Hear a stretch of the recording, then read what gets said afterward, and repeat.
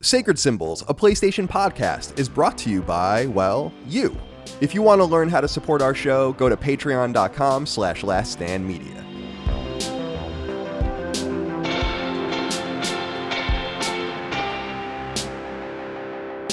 Greetings and salutations, Guardians. No, your eyes and ears do not deceive you. This is not a Vex simulation or the cruel deceptions of a whispering worm god. This really is a Sacred Symbols Plus episode centered all around Destiny, Bungie's problematic little paracausal engine that could. My name is Chris Reagan. I will be your vanguard on today's patrol, and I'm excited to be joined by someone I don't get to share the screen with often, but it's always a pleasure. I'm talking, of course, about LSM's only other resident Destiny appreciator, the one without whom this episode would not have been possible, the one and only Lord Cognito. Cog, how are you, man? I am doing good, man. It is so good to be able to talk Destiny freely without any type of slander. we this is our happy place right now. We did a Sacred Symbols Plus. This is history right now. So let's talk, man. Yeah, this is our throne world. Yeah.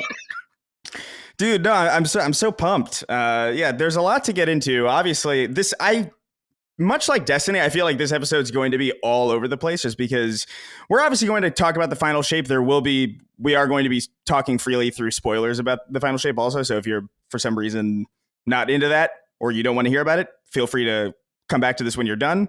Although I imagine most people are just very, very hyper curious about what's going on in this realm of the universe. But so we will get into the final shape, but I think it would be a disservice to talk about Destiny without kind of going through the structure of like how long this 10-year journey has more or less trucked along.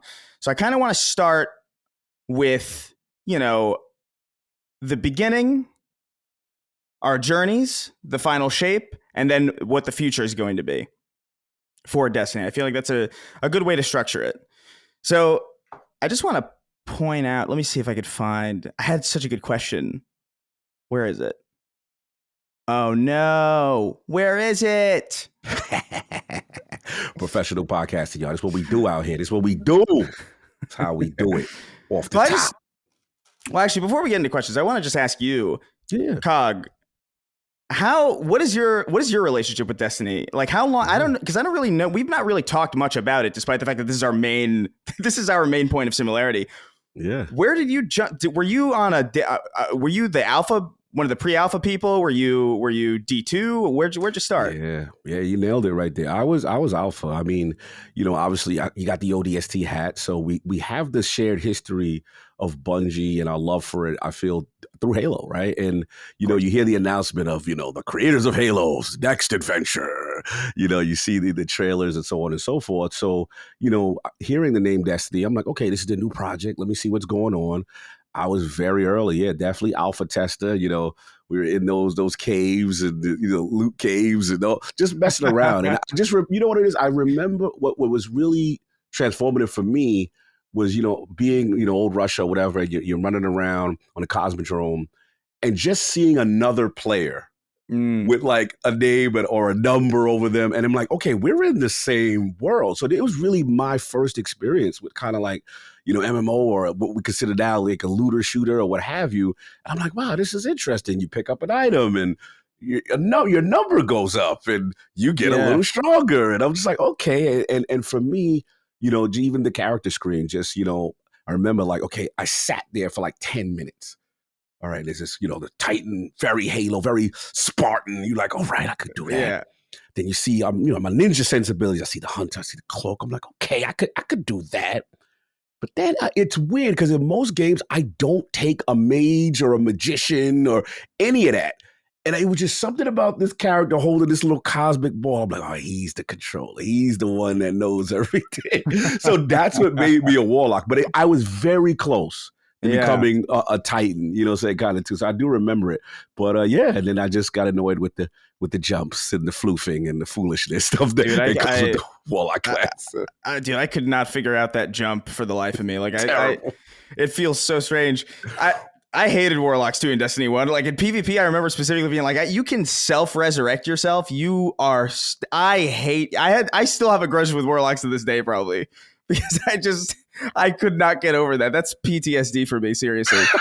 They were a terror. Dude, especially because you can do that in trials, if I'm not mistaken. So I remember being like, yo, keep an eye on that wizard because he's going to come back. I know it. But dude, that's funny. Yeah. That's so funny. I have a very similar, I was there during the alpha and the beta. I was like so pumped for it. Obviously huge Bungie guy, huge Halo guy. I'm wearing the ODST hat specifically because that was the first game that Destiny was teased in. It was a little Easter egg in that game. That was actually patched out in the Master Chief Collection because they don't own the rights. Yep. Traveler. But yeah, dude, like it's been such a long journey and like there's been so many ups and downs. I like to call it the plane, like landing the impossible plane, what they did with the final shape, like leading up to this, because it really felt like just a really bumpy journey. And like whether or not they were going to be able to land this thing, especially after Lightfall, which was just like very not critically well received at all. Especially, but like even people in the community were like, "Yo, this is not exactly what we had in mind for a penultimate chapter, especially story wise." Although I would argue, I don't know if you feel this way. I feel like the expansion part of it, the actual like gameplay parts of it, were actually really awesome. Strand is sick. Yes, it's there are people pulling off some crazy stuff with Strand. I see on Twitter every day still, and it's like, yo, you can shoot a rocket and grapple onto that rocket and ride it up. Yeah, that's insane. Yeah, definitely traversal, transformative in the way it was used, and very powerful, like suspend and all the things you could do with that. So yeah, I agree. The actual gameplay part of it was great. It was just like in my opinion, like the story initially was just extremely convoluted and very what I consider like ooga booga. Destiny's already all over the place sometimes. Yeah, but I was just like, all right, what's this? What's the veil? What do we try to do now? So it was just the way they did it. But I agree with you. As you did the gameplay stuff, and then there was one, if you stuck with it. And there was, I believe, whatever the season was, where they start to discuss, okay, this is the origin of the Witness. And then it finally got me, but it took a while. It was just not delivered right, I felt. Yeah, the seasonal model is a big point of contention for a lot of people. Because actually, we have a pretty good question relating to this. I have some of these questions filtered through, they're organized in the darkness and the light based on how people are, like the dark, the bad stuff, and then the good stuff. So it's a little fun little thing, but like here's Tragic Tactics wrote in. Been playing Destiny since it came out. I come back for every expansion. I pretty much drop off once the seasons get going. Ooh. I just wanted to write in to say I didn't like the final shape that much. It just felt like more Destiny to me. I didn't get teary-eyed or anything. The ending actually made me upset more than anything. They also tried to rip off Marvel so hard, and I feel like it didn't land well at all. The story stuff was good, but I felt like the online persistent world aspects always get in the way of the story. I wish Bungie would go back to a traditional single-player games with co-op aspects. The final shape was a 6 out of 10 for me. So it's not all universal praise, though it's scored pretty highly on Metacritic and reviewed very highly. And obviously, I think most people feel pretty highly about it, but it's not unanimous.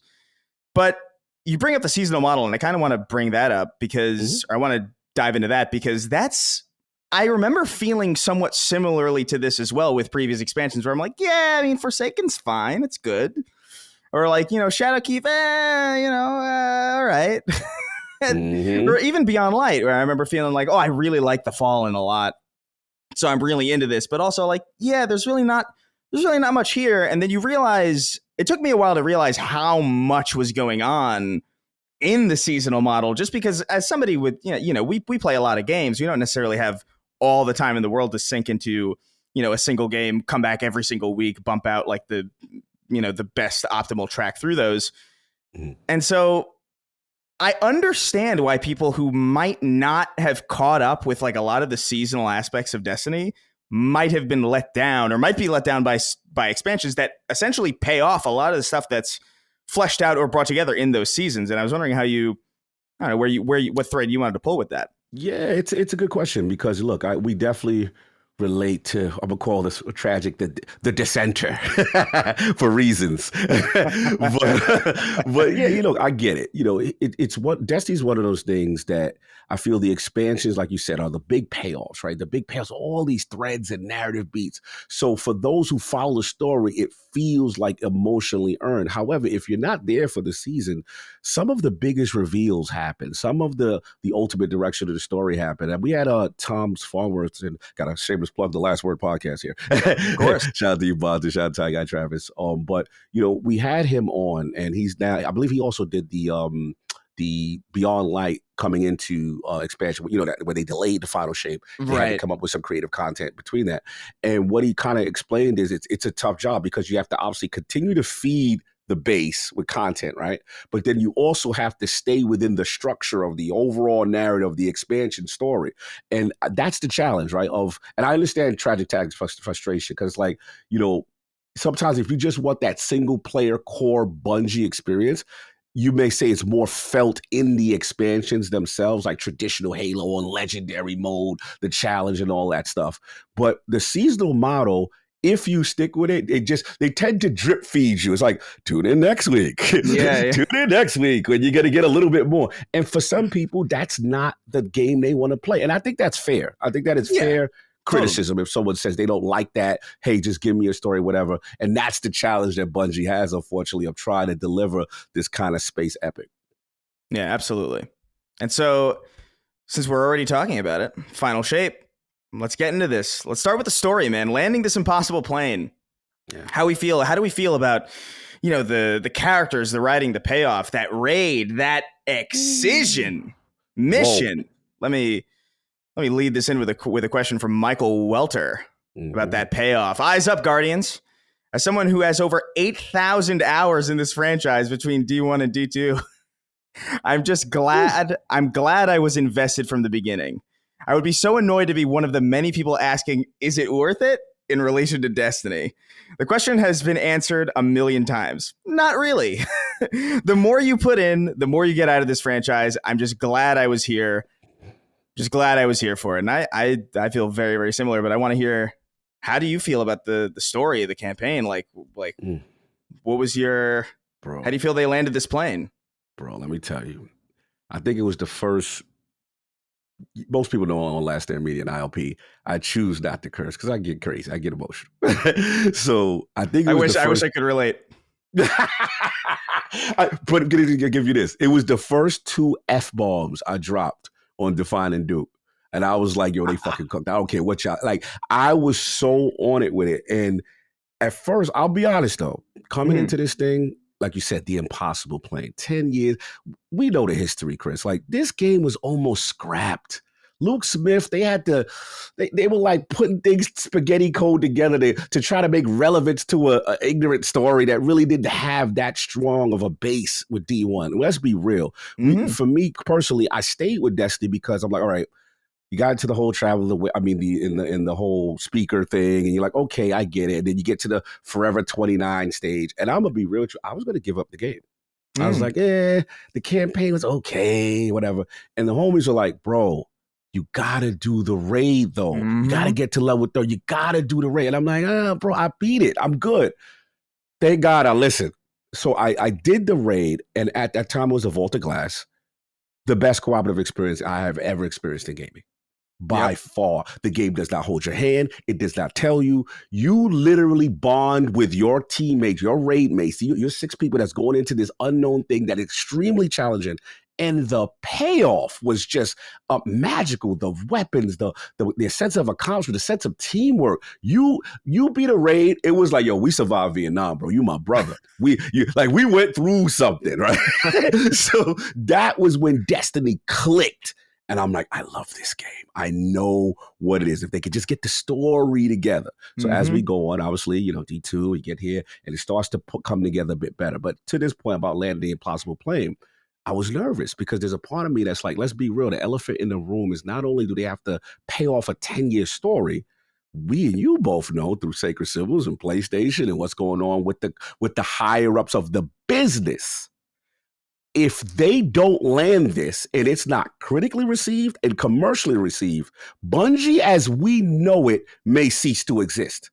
So that's where the emotionality of me comes in. I'm like, gotta be realistic, Cog. That's a huge ask, bro. That's a huge ask. And then we coming off Lightfall. My confidence broken. I'm like, oh, this might be a wrap. They gonna get disbanded. The Sony witnesses are in the building. they're gonna be the precursor race at the round table. They gonna be the witness of this thing. So I'm like, man, let's see. So I remember playing it, and I'm like, okay, solid. And the first thing I would say, which was very smart, get the original gang back together. You know what I'm saying? Which is the Cade 6. When he saw Nathan Fillion return, I'm like, okay, how are they going to explain it? But, really cool. And on a top level, just playing it, challenge. And here's the thing that I really like. From a mission standpoint, most casual Destiny players who just come for the expansions, they're really not privy or have to deal with any what I consider raid or dungeon-like mechanics. You know what I'm saying? And I felt the game wasn't holding your hand, especially if you play on Legendary, which I feel is the preferred way, the best way to play it. Absolutely, yeah. Yeah, and it's like when I play, I'm like, man, this is a good challenge. Wait a minute, we got right. Hey, you see something? I don't see anything. Okay, what's that symbol? Call it out. Okay, let's work together. So that was cool. Communication. So from a gameplay mechanics, I was like, wow. From a skybox mechanic, again, something that we know Bungie to do, the great shooting, the great music, you know what I'm saying? These illustrious Scott going into the Traveler, the Pale Heart. I'm just like, look at what they're doing right now. This is amazing. And then I know we'll get into deeper. My only other nervousness coming in was just the Witness himself as the antagonist. How can you pull that off, right? And when you start to learn the cracks, the flaws, and what I consider the dissenters that we find out about, which makes up this being, right? You go, wait a minute, this is kind of dope. And I had some funny lines, and it was funny. You go up to the statues, just enter the darkness and you will see. Like, just funny random things that they were saying, and you realize this inner turmoil in this being, and maybe this is the hope. And the final thing I'll say about the campaign that I really love that they did is we beat the campaign, and it was barely all you did was scratch the guard. Like, you know what I'm saying? Like, you didn't even do anything. Like, it's like, now you upset me. Like, okay, you don't want to assimilate, you don't want, what was it, entropy, whatever. I'm going to have to show you. And I just thought that was so cool because I didn't want, I think back in Destiny 2, we faced a worm guard and a strike. And we beat yeah. I was like, nah, fam, we're not doing that. So I just love the payoff of the might and the power. And I could blow over and go more, but I want to get to you. I want, like, as a person who's followed this series, and what's your mentality coming into the final shape? And then as you go through it, what's the feelings? I want to know from you. Yeah, dude, I was just as, my confidence was completely shattered. Like, Lightfall really, and like I said earlier, like the gameplay, like a lot of the stuff that Lightfall added in was great. Like, I liked a lot of like what they did on a systems level, on like a gameplay level, was all good. But like following Witch Queen, which I thought was just superb.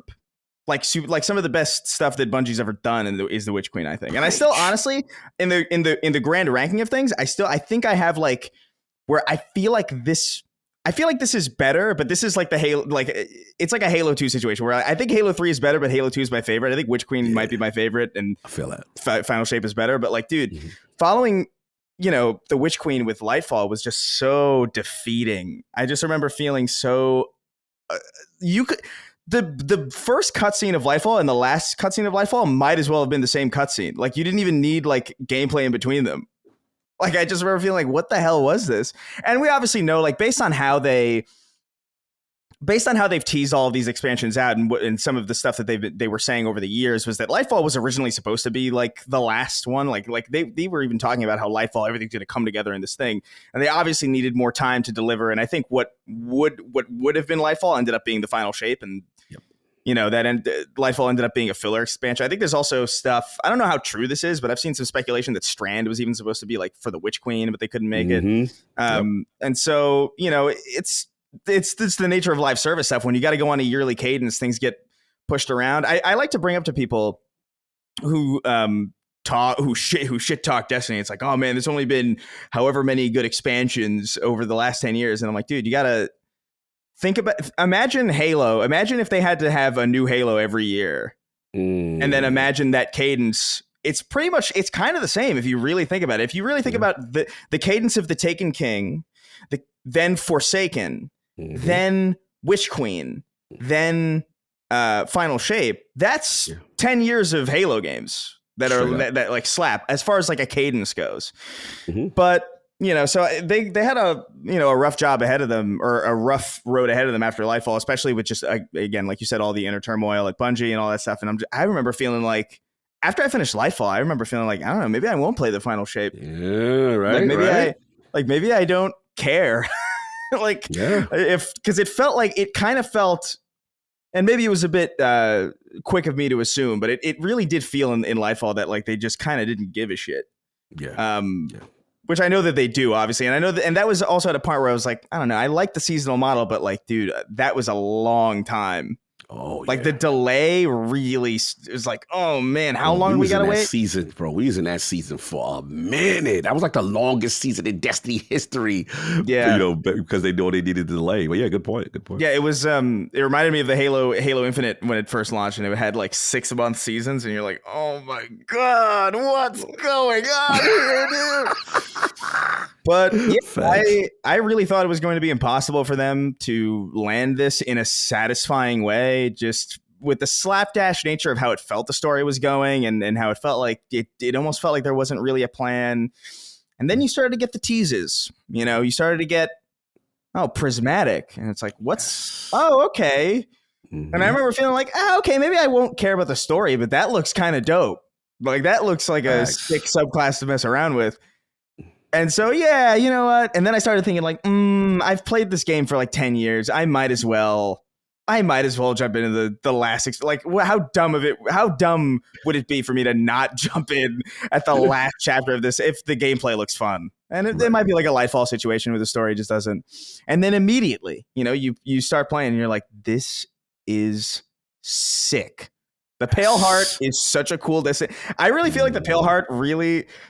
The biggest problem with the Pale Heart is that it kind of puts a lot of other destinations to shame a little bit, in my opinion. Yeah. Like I like the other destinations from like a nostalgic perspective, and like especially from the D1. Like I love the moon and like the Hellmouth and the Cosmodrome's got all these memories associated with it for sure. The Plague Lands, like kind of feel of like, ooh, this is cool, but the way that destination is structured in a linear fashion, it really reminded me. And I said this a little bit on Sacred Symbols when I first was talking about it, was like, it feels like progressing through a really good Halo campaign level in a way that no Destiny location has really facilitated in the past. It felt structured and paced so well. The fact that you're like setting up these little outposts as you move through felt so cool, as opposed to, usually Destiny locations are like a big circle.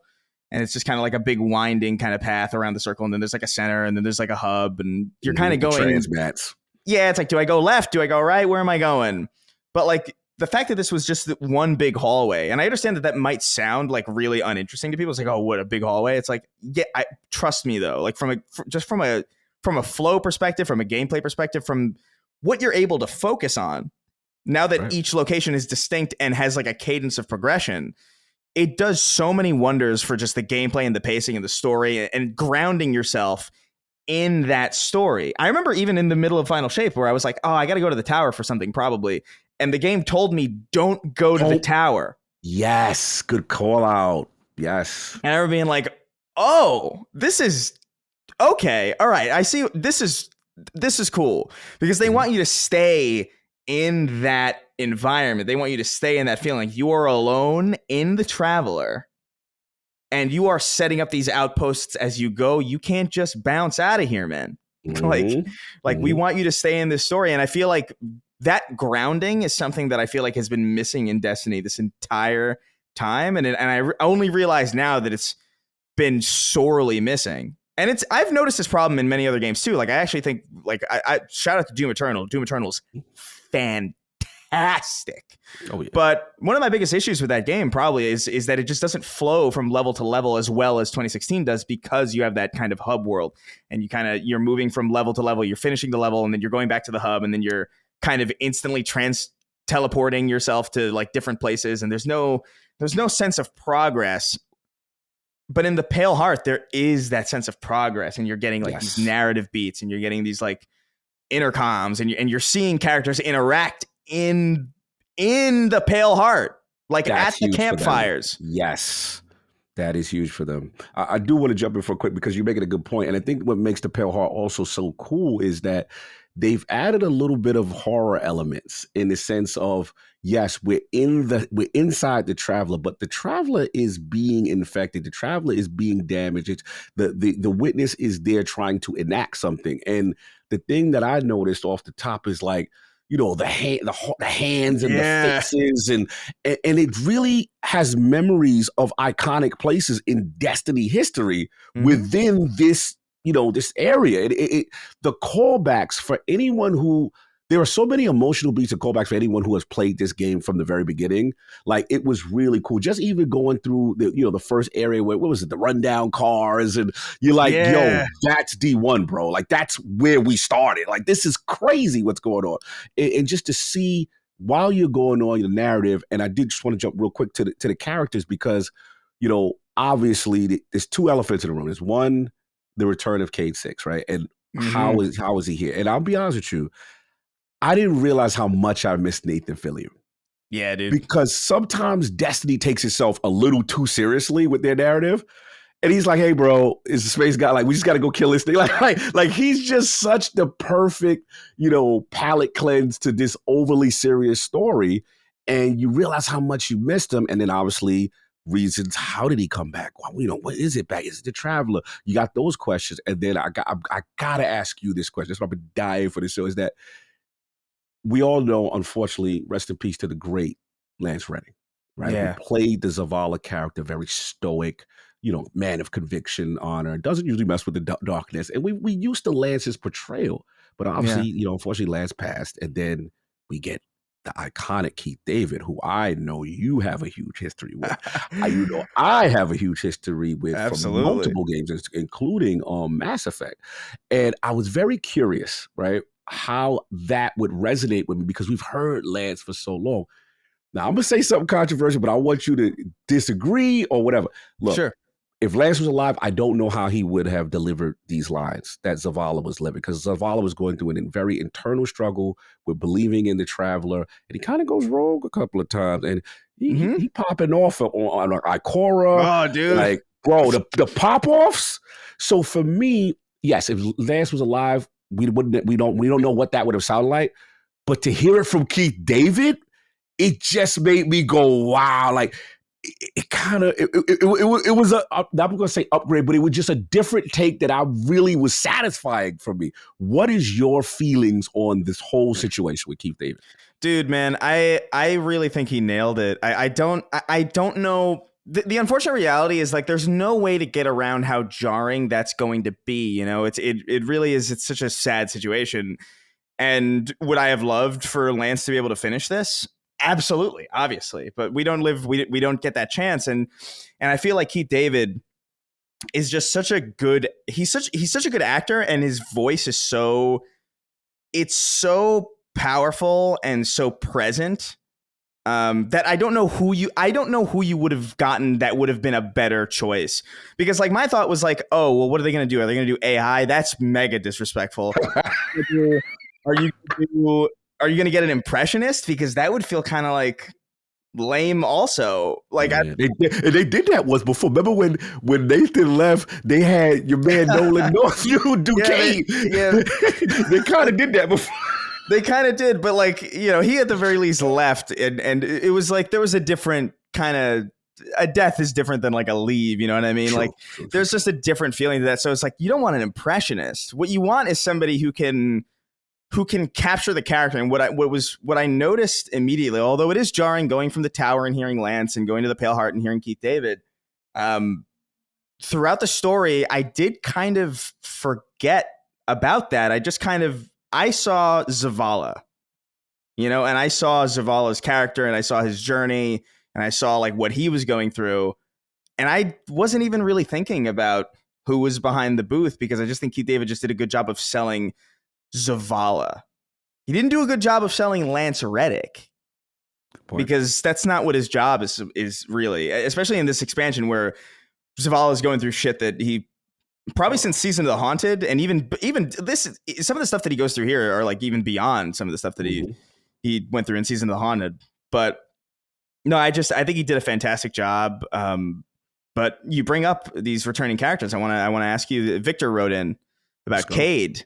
He says, "Hi, Chris and Cog. What are your thoughts on how Cade was handled in the expansion?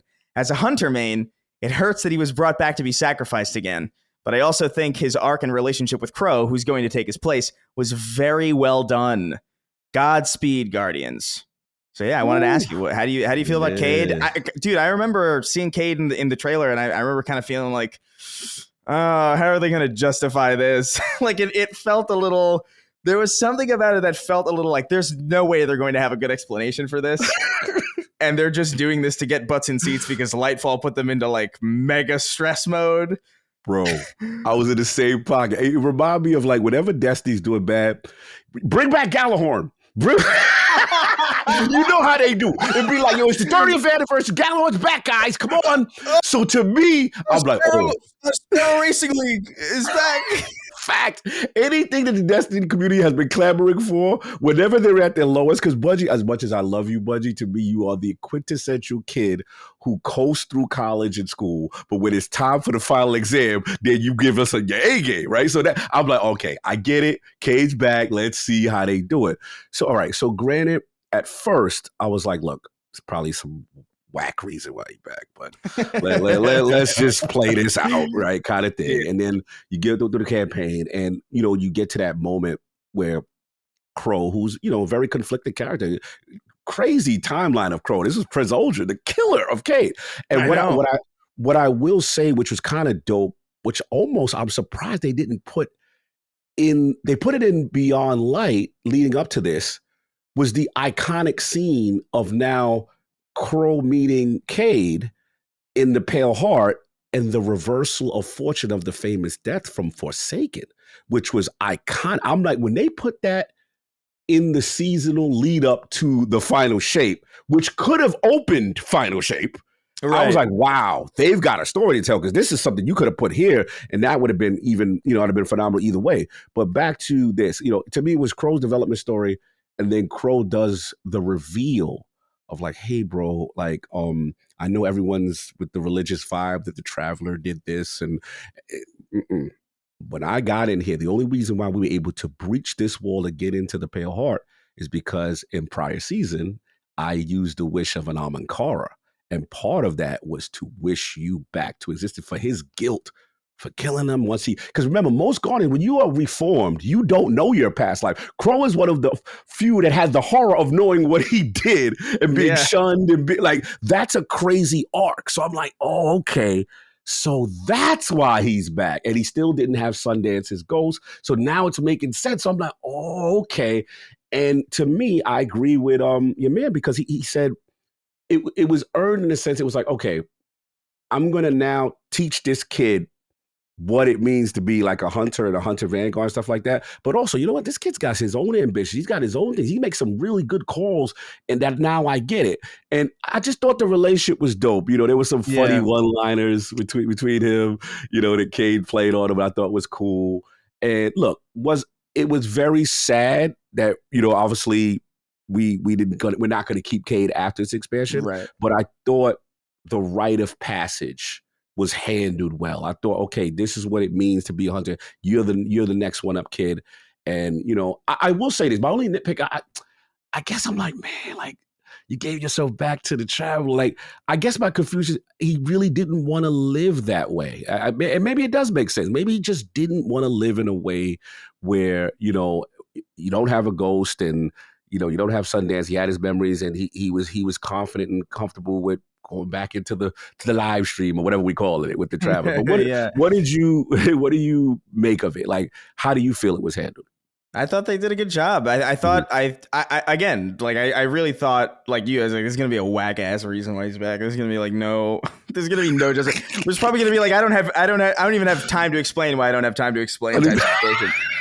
We're like, all right, whatever. I guess he's here. It's cool to see Nathan Fillion again, so I'll whatever. I'm fine with it. And then that reveal was really sick. That it was the Ahamkara wish, because what I love about anytime something like that anytime something like that happens in a story, and there's like setup to why that makes sense.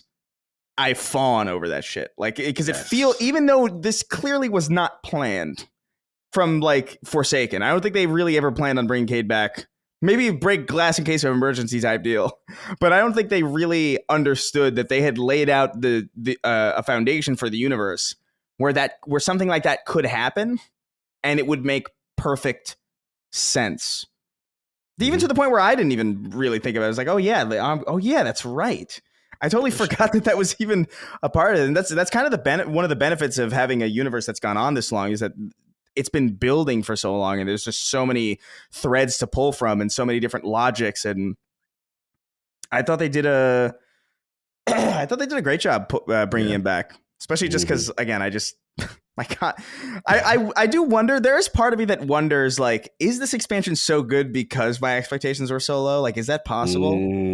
Like, I don't know. I don't think so, really, because I do think like the scores are just too high, and like, I think at a certain level, it is just really good on its own. But I do think part of that is like just that upswing from like, oh man, it's not going to be good. Like, there's no hope. And then here comes Bungie back. It's like, no, we can land planes. That we're really good at that. We're really good at that specifically, in fact.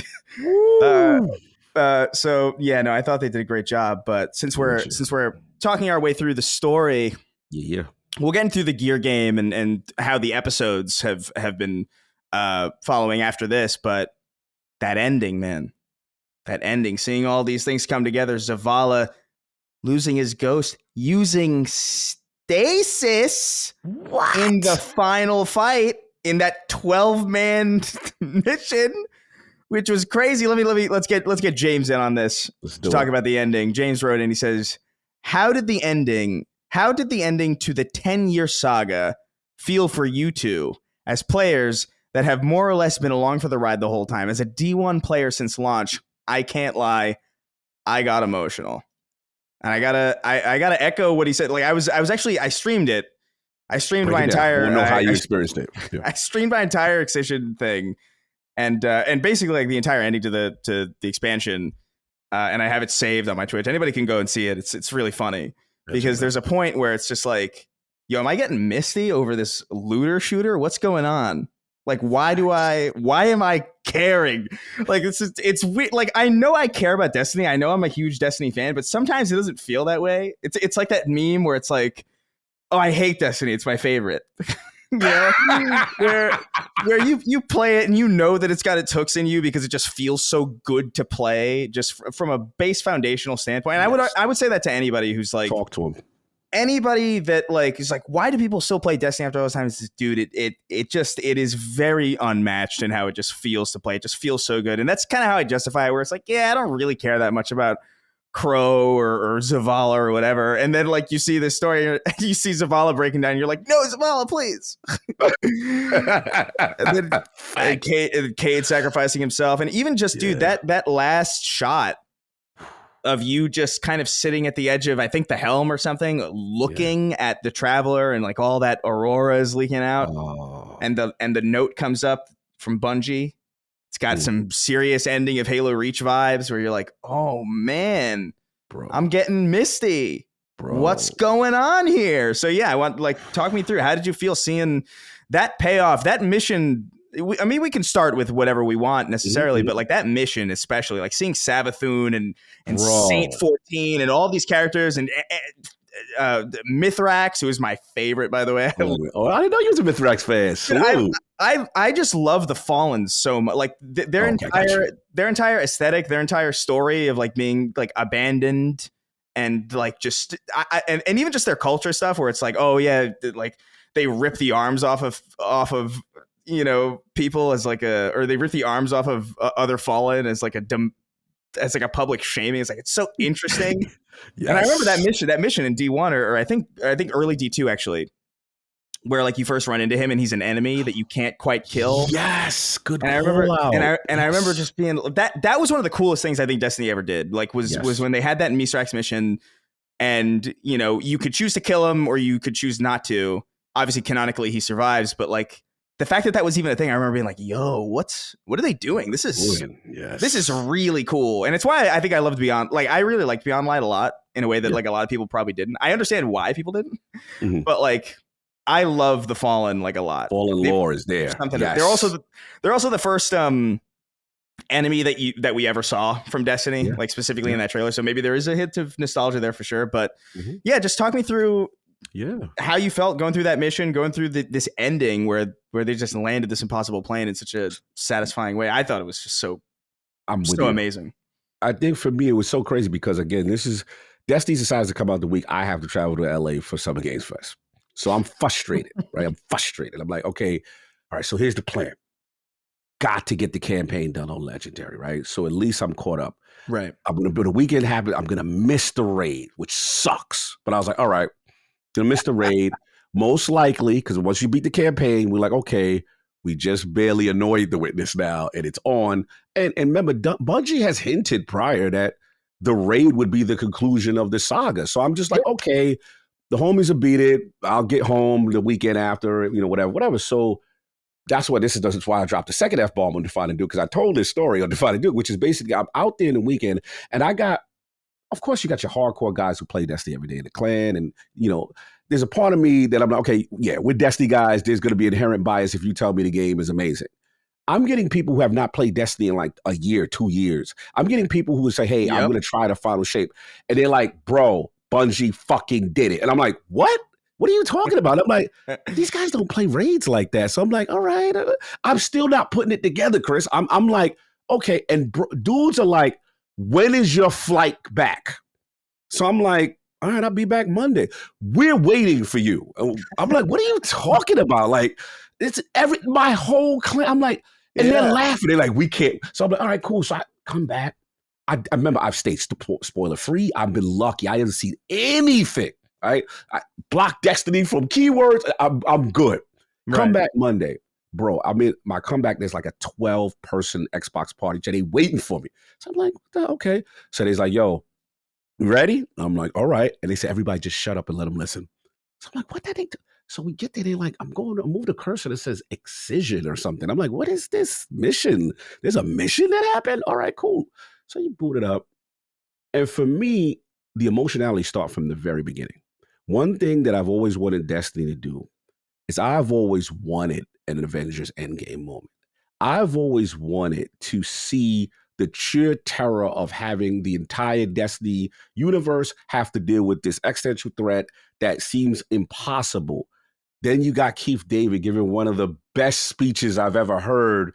This is beyond Captain America. That's on your left to me. I'm like, whoa, what is that? And you see every single character from the beginning. And I'm like, wait a minute. So while it's going on, I'm like, I'm testing again. I'm like, where's Savage? Oh shit, Savage. Cyrus is there. Like everyone met. Right? Remember, during this journey, we've kind of created some of our former enemies are now allies, and to see us all unified to this thing, and it was just so well done. And the other thing I've always wanted Destiny to do is I've always felt like when they give us cinematics, they're usually good, right? For the most part. Mm-hmm. So I'm like, they're cinematicing us to death all throughout. Payoff. Then another thing, shout out to Addict. He's the most cynical Destiny player. We've been there from the beginning. The Iron Lord podcast was founded off of Destiny. The reason why it was founded because I said, yo, this game is better than you think it is. You need to give it a shot. And he was like, well, give Assassin's Creed Unity a shot. This is right through Rise of Iron. Insane comparison, but yeah, okay. Right? I know, crazy, right? So I'm like, and then he ends up loving Destiny. We become friends. Iron Lord podcast starts based on this. So his thing was always, you know what I miss, Cog? He said they only flirted with it one time during a whack DLC. I think it was Curse of Osiris, where you fight Panoptes and Osiris comes in to fight and fights with you, right? He always said, man, I wish Destiny, man. You never see the Vanguard with you in the fight. You never see, I want to see them alongside. Once you breach the gate and you're in it, bro, every single character is there. I'm like, how is this engine doing this? This is spaghetti code, Tiger engine. How is this not? And bro, I have my entire clan. We are 12, slots full. We tested it fully, we pushed this engine. So I was like, they were like, yo, get everybody, call people, wake them up. Cog, this is the first time he's going to do this. We want the whole clan. I'm like, hey, yo, this is more than 6 players. This is something that's unheard of in Bungie. The first 12-man activity that isn't just like a private PvP lobby. I'm pretty sure. Like this is the fact that it's a 12-person co-op thing was crazy. And with Prismatic, that was just chaos. I don't know what like. I remember playing it the first time. I was just so overwhelmed by everything that I didn't like. I was just like, "Yo, what? I don't know what to do. I don't know what's going on." There's just explosions, and then like, "Oh, is that Savathun's here? What's it? Oh, Saint, hi. Oh, you got a Ward of Dawn. Very, very." Dude, I totally agree. Like, where it's like I've always wanted to see these characters like fight alongside you, and it's one of the things that like. And they flirted around with this in some. I think at the beginning of Shadowkeep, they had like a little bit of that, where you land on the Destiny 1 Moon PvP map. Oh yes, and you have like the little AIs, the frame. The I frames, can't remember what they're called. yes, the frames coming in to help you. And it's like, oh, okay, cool. And even in D2 Vanilla, which is like no longer playable, you had the intro scene where Zavala's doing the Ward of Dawn, and Ikora blows up the ship with a Nova bomb. And it's like, okay, cool. Like I like that stuff, and we don't really get that often. And so it was just like, man, and you get that kind of throughout the campaign too. Like there's that scene where in Zavala's kind of memory area where you're at his house at his estate or whatever, and he's like next to his son's grave, and he's like firing. It's like, oh, this is cool, man. It's cool to see these characters actually interacting in the world that we are in the patrol space. Yes. And I just wanted to add the thing that really impressed me was not only just, obviously it's a multiplayer, you have all these things going on. They had mechanics in this mission.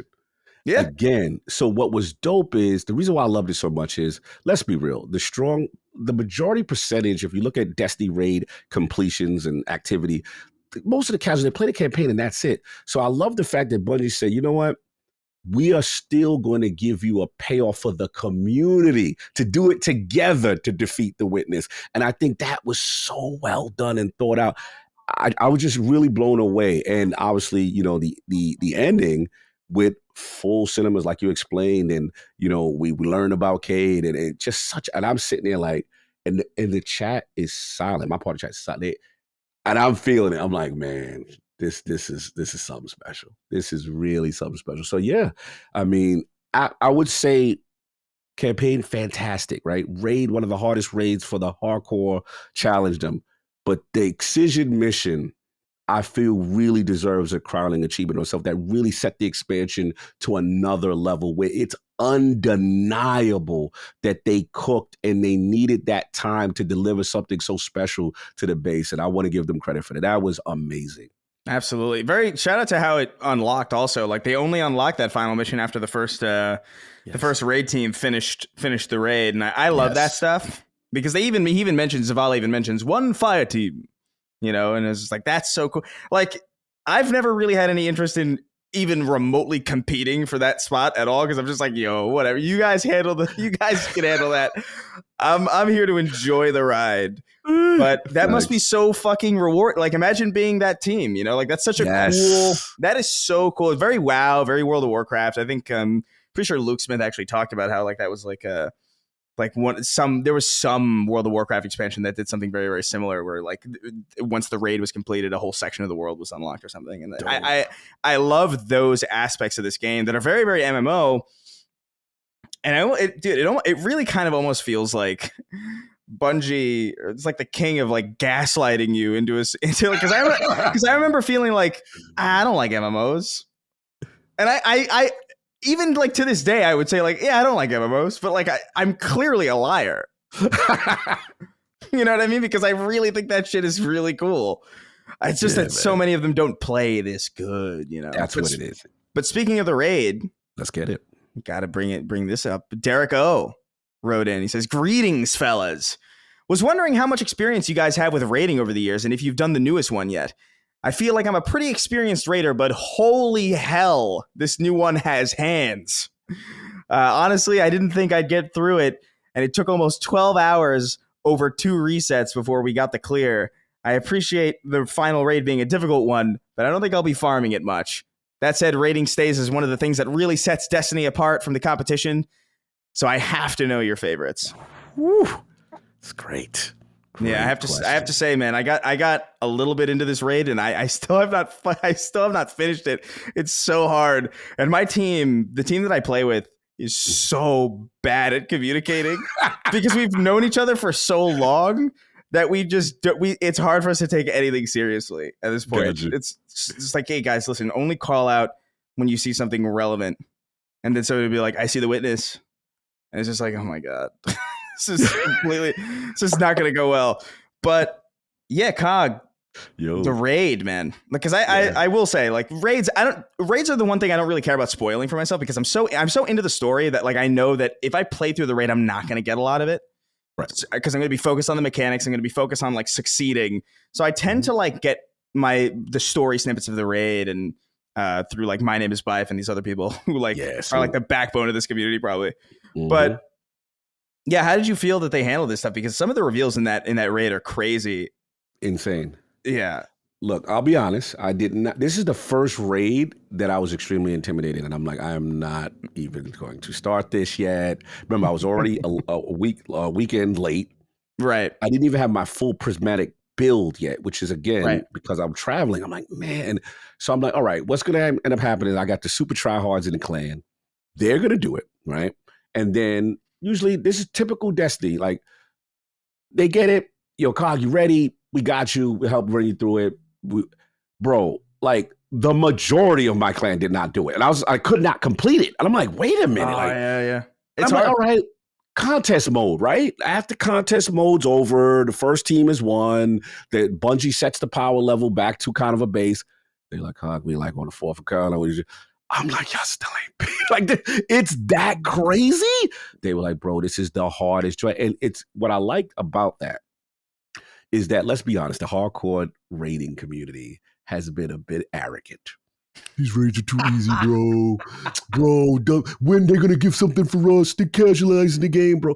Bungie said, oh, really? Okay, we going to show you not only do this raid with the mechanic of the final shape looming, which I think is super dope thematically, because it's like he is trying to destroy the universe. He's trying to destroy with or fossilize us or whatever the final shape is for us. He has our fate, and he wants to make us a race in a museum of pyramids. That's how I look at him, right? Yeah. And you have this clock at every encounter, and it's one of the first raids where you basically can't have, like, as far as mechanics. It's one of the first raids where, let's be honest, when you do raids, you could always have, like, all right, Johnny, you get on ads. You know what I'm saying? And you can kind of pull Johnny through if Johnny don't know the mechanics and don't know. Oh, no. This raid, everyone has to do a job. And if you mess up, you will blow it for the team. And then there's this timer. So you got to be quick about it. So that's the part about it. So in full transparency, I've not beaten it yet. Yeah. You know what I'm saying? Yeah, me neither. I will get it done. But what I did see about it is what you said. One thing that I think Bungie started to introduce with it, since we talk about raids, is, each raid, they start to slowly incorporate narrative beats. And I remember just doing the Last Wish, and even Petra talking to you with Riven, the Afarsan Amankara, who gives us the wish. This is why we're doing this, right? Yeah. And I'm like, yes, raids start to have narrative and story. And I think the culmination will probably be Vow of Disciple, when we fight Roke, the disciple of the Witness. One of the most amazing raids, and thematically, aesthetically, and him explaining things, what's going on. And what we learned in the final shape and Salvation is that, the Witness is the first knife, so to speak, by this other entity that we've heard from the longest. We've heard the story of the Gardener and the Winnower, and I don't know if they're two gods. We don't know everything, but we know the Black Garden kind of plays a part. And the cool thing, I forgot one of the best parts of the story that I forgot to mention in the campaign that I forgot to talk about, was that the coolest thing to me is the creation of the Witness, in the sense of, it's a precursor, it's a being, a race of precursors, or these individuals that now form into a single entity.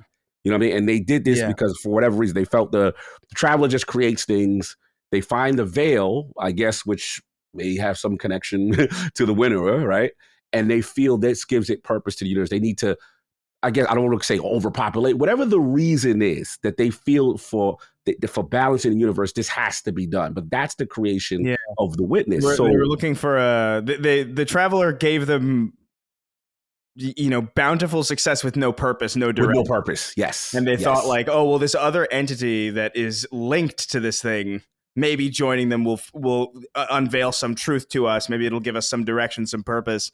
Yes. And yeah, dude, I forgot to mention that too. Just the dissenting mechanic or the dissenting mechanic where you go in and you break the statue. And then like that in the last version where all you guys are doing it, and it's like, oh, what a cool like thread to weave through the story. And yeah, dude, like so cool. It really is just a very, very satisfying campaign. Even just like some of the smaller stuff that like you would really only know if you've been on this journey for as long as we like the fact that when the witness is defeated in that last mission. And it starts to say like, I don't understand. Yes. That was almost a bigger moment than anything to me, was that the witness said, yes. I don't understand. Because it's like, yes. Oh, this is so cool. Yes. And it's just grammar. That's like nothing. It's so interesting how writing is so important. And they really nailed it in that raid. I don't know, man. I can't pretend like I'm the biggest raider. Like I like the raids, but it's really difficult for me to get a team together. And I really kind of only like, I don't like doing it with like random people. I like doing it with my friends. So it's like, it's very much like, we got to get like, all right, when are all 6 of us adults free to do this thing that requires a whole weekend? I've done a couple of them. Obviously, I remember doing the first one. I remember doing Vault of Glass. I remember doing Crota's End. Mm-hmm. I'm pretty sure I did King's Fall.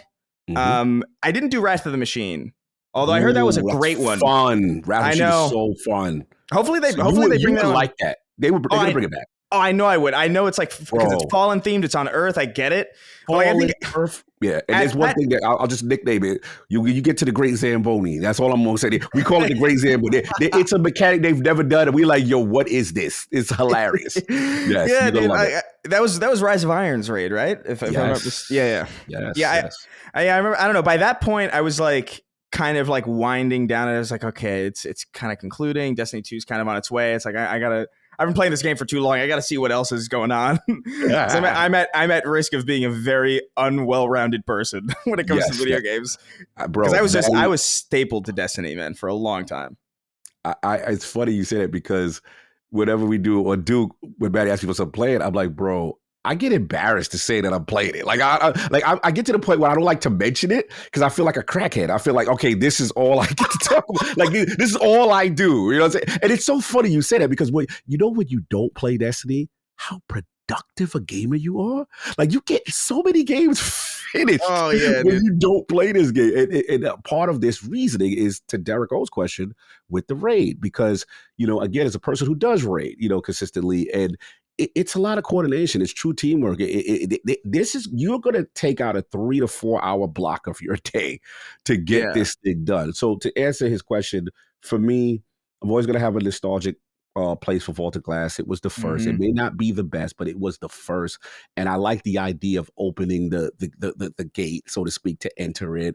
The 8th year on fire. I always like things where we have to come together and get in the bubble, get in the day, so shoot the day. I like that stuff. And then iconic weapons and stuff like that. Quarter Ray, not so much for me. It was short. It was, I get it. I like thematically what it was. Weapons were cool. What we had after that, I'm just gonna say King's Fall, which I thought was super dope in the sense that this was kind of them setting up. You can't beat the boss until you beat him in the raid in his throne world. And I thought Oryx was iconic. I mean, this was King's Fall is like a rage raid. Like they had the challenge. They had a lot of great encounters. I will say I have a super soft spot for Last Wish.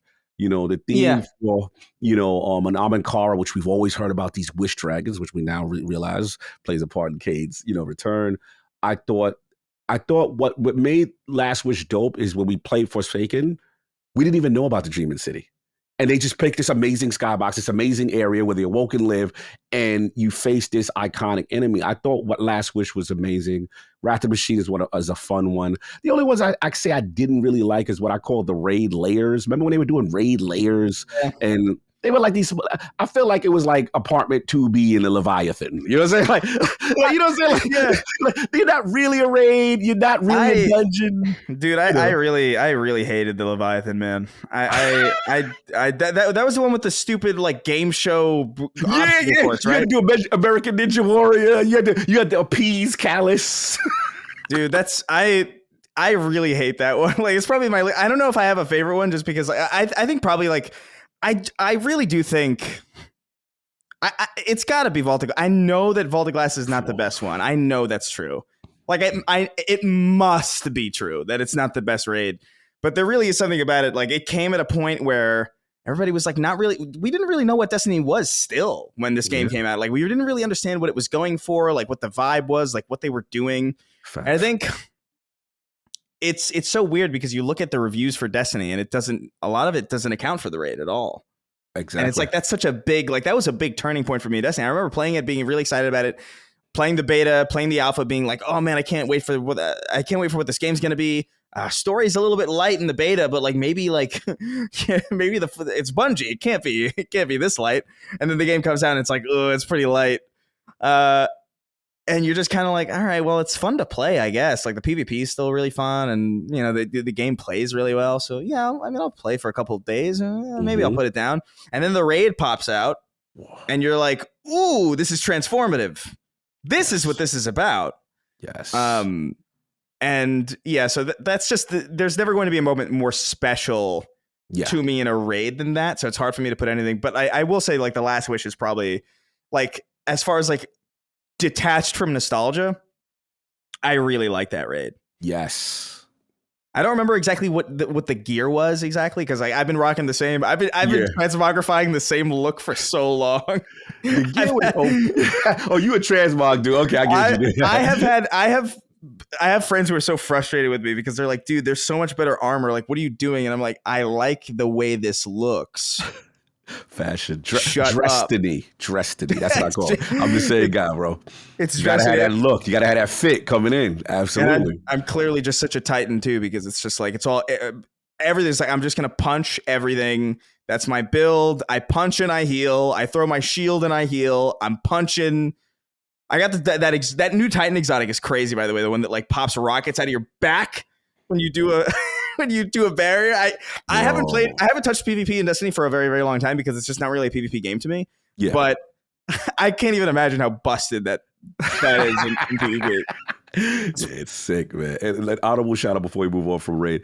I want to shout out Vow Disciple because it was challenging, but one thing they did that it turned Destiny on its head is the fact that when you, first of all, Roke as a boss is one of the best bosses they've done, in the sense that, you know, typical boss, you fight this big figure, but Roke moved around. Like, you could just put the well in the bubble and say, just DPS guy. No, he's going to move around, and he's just arrogant and kicks you off the map. And it was a thing about it. And it was the first time they ever did it to make you feel unsafe. So I want to shout out Val. And I love the idea of going inside a pyramid ship. And, you know, that's how we starting to learn about the Witness arc. So Derek, I got to shout out Val to say, but I'm with Chris.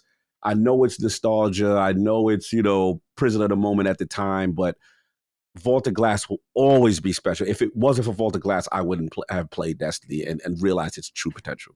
Yeah. And also the gear you got from that too is really good. Like, I remember really loving, obviously Fatebringer's a classic, but dude, like, underrated in my opinion. That Atheon's epilogue was crazy when it came. Like, that's the gun I think I miss the most from D1 that is not in D2. It's just like that auto rifle with max fire rate was crazy. And if you got to roll on that with like high accuracy, it's like, or like high stability or whatever, it's like, ooh, dude, I was cooking people alive in the Crucible with that thing.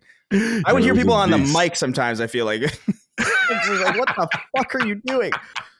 But yeah, that Vex Mythoclast, Terrors, man. Oh yeah, the Mythoclast, absolutely. Yeah, we'll get into some exotics later, but like let's we've talked a lot about the final shape and how we feel about it and how satisfied we are and just how well they landed this plane. Let's look to the future. We can start by talking a little bit about the episode that's happening right now before we get into questions about like the actual future and what Bungie teased in their not live stream, but their little I don't even know what you would call it, like a premiere video teasing the future, year 11 or whatever.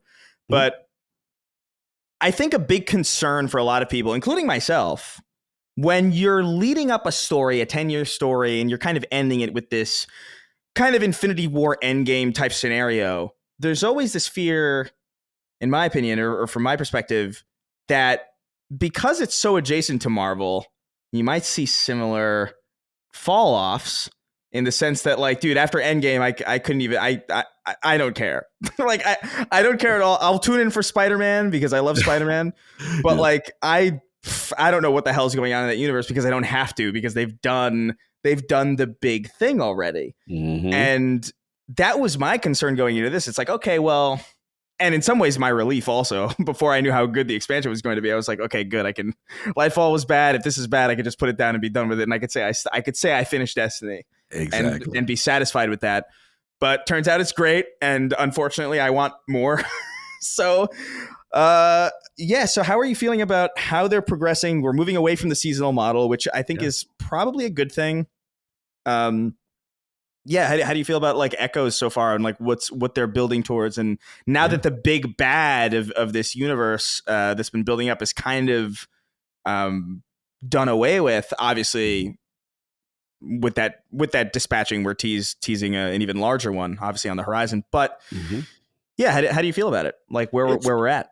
It's interesting, right? Because remember, us being hardcore, longtime Destiny players, we are used to just kind of getting in D1 the big expansion and no seasonal model. And I remember going to this is during the days of Deej, of going to like a Bungie sit down and them talking about going away from that model and saying, hey, we're going to do a seasonal model, right? And the seasonal model was kind of met with mixed reviews, because I remember hardcore players in the Destiny community were kind of like, man, we like the meaty, beefy expansion, and this feels light and watered down, bro. And, you want me to live in it. And some people are like, we rather just wait, right? And get the expansions kind of thing. And a lot of people went away from that. So the vibe I get is kind of like a mix of, okay, first of all, like you said, we just did the culmination of a 10-year star. So we're a little nervous. Okay, what's the next thing? How are they going to handle it? Echo seems to be, a byproduct of, in my opinion, the Traveler being affected and what has happened now, what's come out of it or what have you. And, we're setting up. One thing I will say is I feel the only enemy race that really doesn't have a true payoff, in my opinion, is the Vex. Yeah. And, Witch Queen really flipped the lore on its head with the Hive, right? As you said, I like Beyond Light as well, and learning about the Fallen and Mithrax and everything. That's super dope. You know what I mean? And I just feel like, and obviously we didn't even talk about I like the new race that they created in the Dread. Oh yeah, that's cool. Right. We didn't even talk about the Dread. The Dread is amazing. There's so much to talk about. So much to talk about, right? Because it's something we never really even get from Bungie, which made Final Shape even cook even more, because we're like, wow, they created a faction. We have new enemies. We've been dying for them to do stuff like this. Yeah. Like, what is this? So I guess coming into Echoes, my expectation is a little lower, because I'm like you. I'm like, we just did Endgame, bro. Is this where they start, Disney Plus, and we got to do 50 stories and follow this joint, So look, Echoes is starting slow. My prediction is they realize they cannot keep up the cadence anymore, right? Destiny is at its best when they have more time. Maybe this goes away from the annual expansion every time. Give them, because it's proven they still can't even do that.